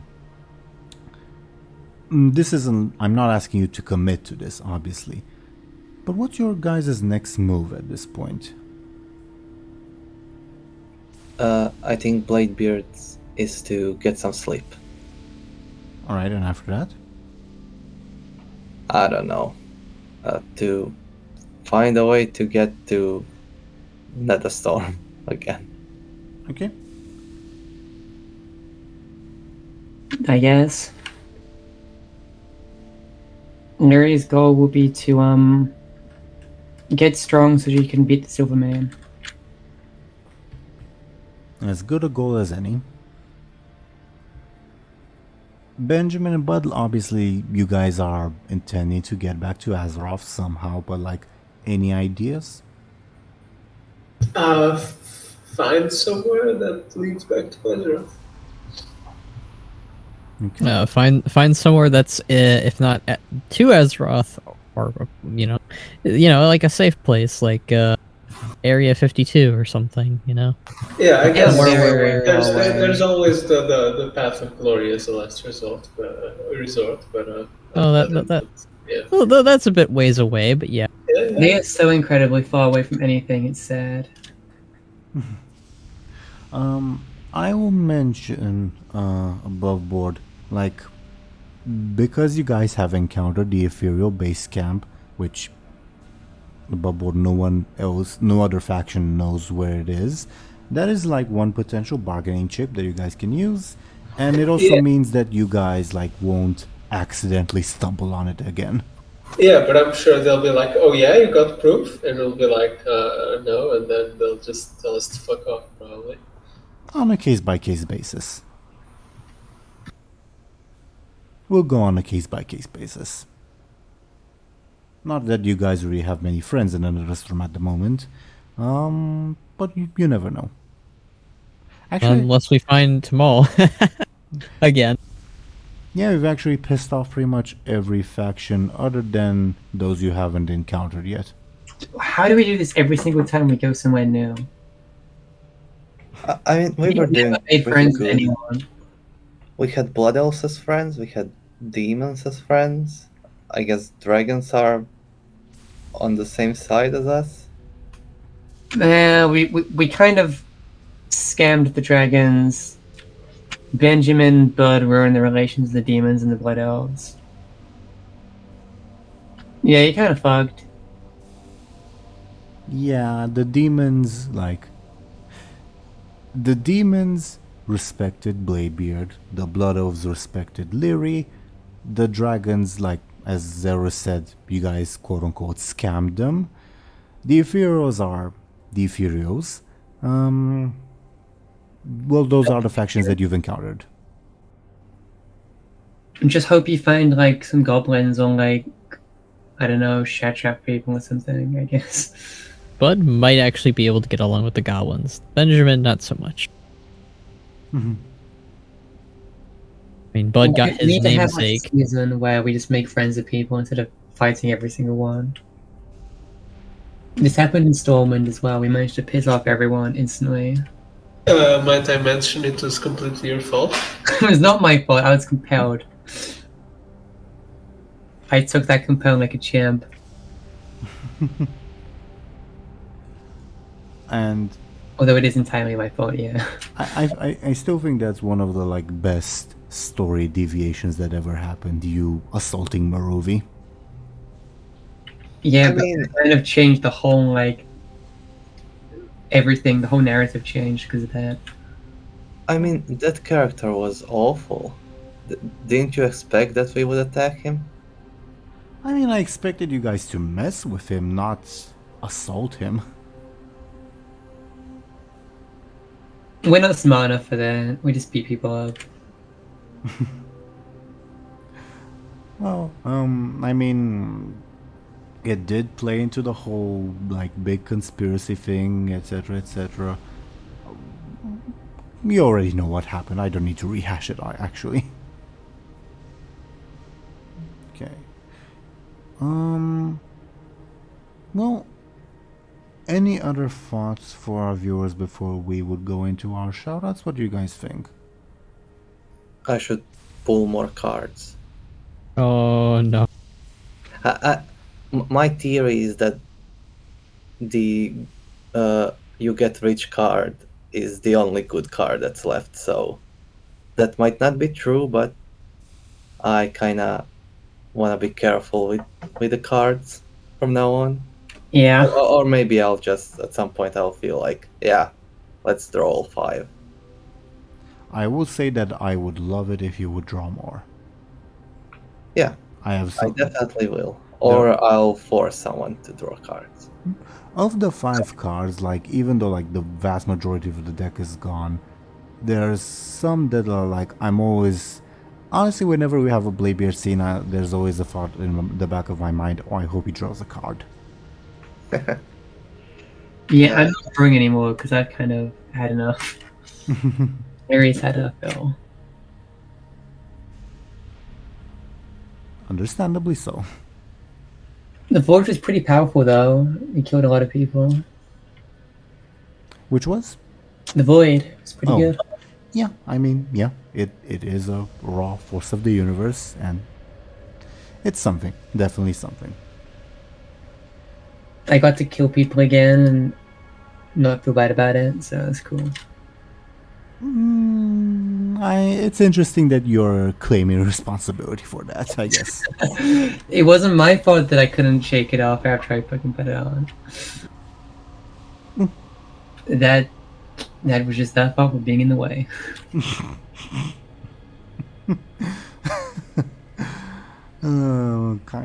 Okay. Aside from the victim blaming, I guess. Any other thoughts for our viewers before we go into our shoutouts?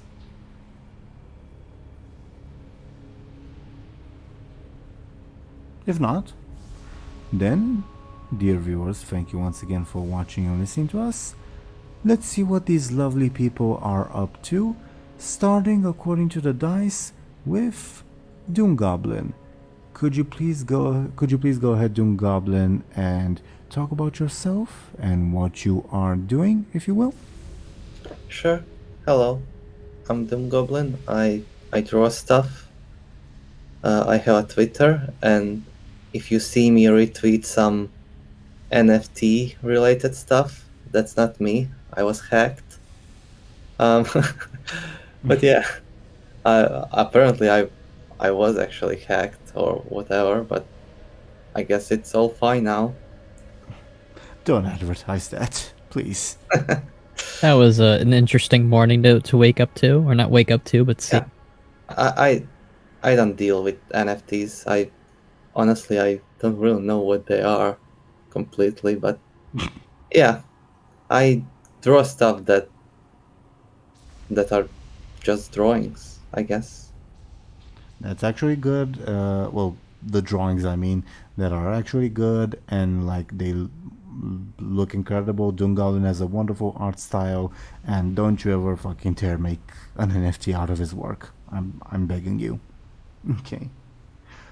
Thank you very much, DoomGoblin. Next, according to the dice, we would have Skoll Shorties. Could you please go ahead and talk about yourself, what you're doing, etc., etc.? Yes, hello, I am Skoll Shorties, and I make all sorts of World of Warcraft videos and content, primarily lore videos, theory, speculation, and machinima. I am currently just mostly doing reaction videos, I guess, to the Dragonflight stuff. And hopefully I'll be able to come up with something. I'm trying to figure out a sort of quick lore video to do at the moment, but I'm coming up with nada. But hopefully I'll be able to come up with something soon. But yeah. Does Rexar appear in Dragonflight? I haven't kept up with our news. Nothing with Rexar yet, sadly. I am keeping my eyes and ears open regarding him. I mean, he shows up in the talent screen. That's gonna be worth something. Yeah. He's now the face of survival hunters. That's an interesting spec to attribute Rexar to. I mean, he survives in the wild, for what it's worth. I'm not surviving in the wild. I'll tell you that.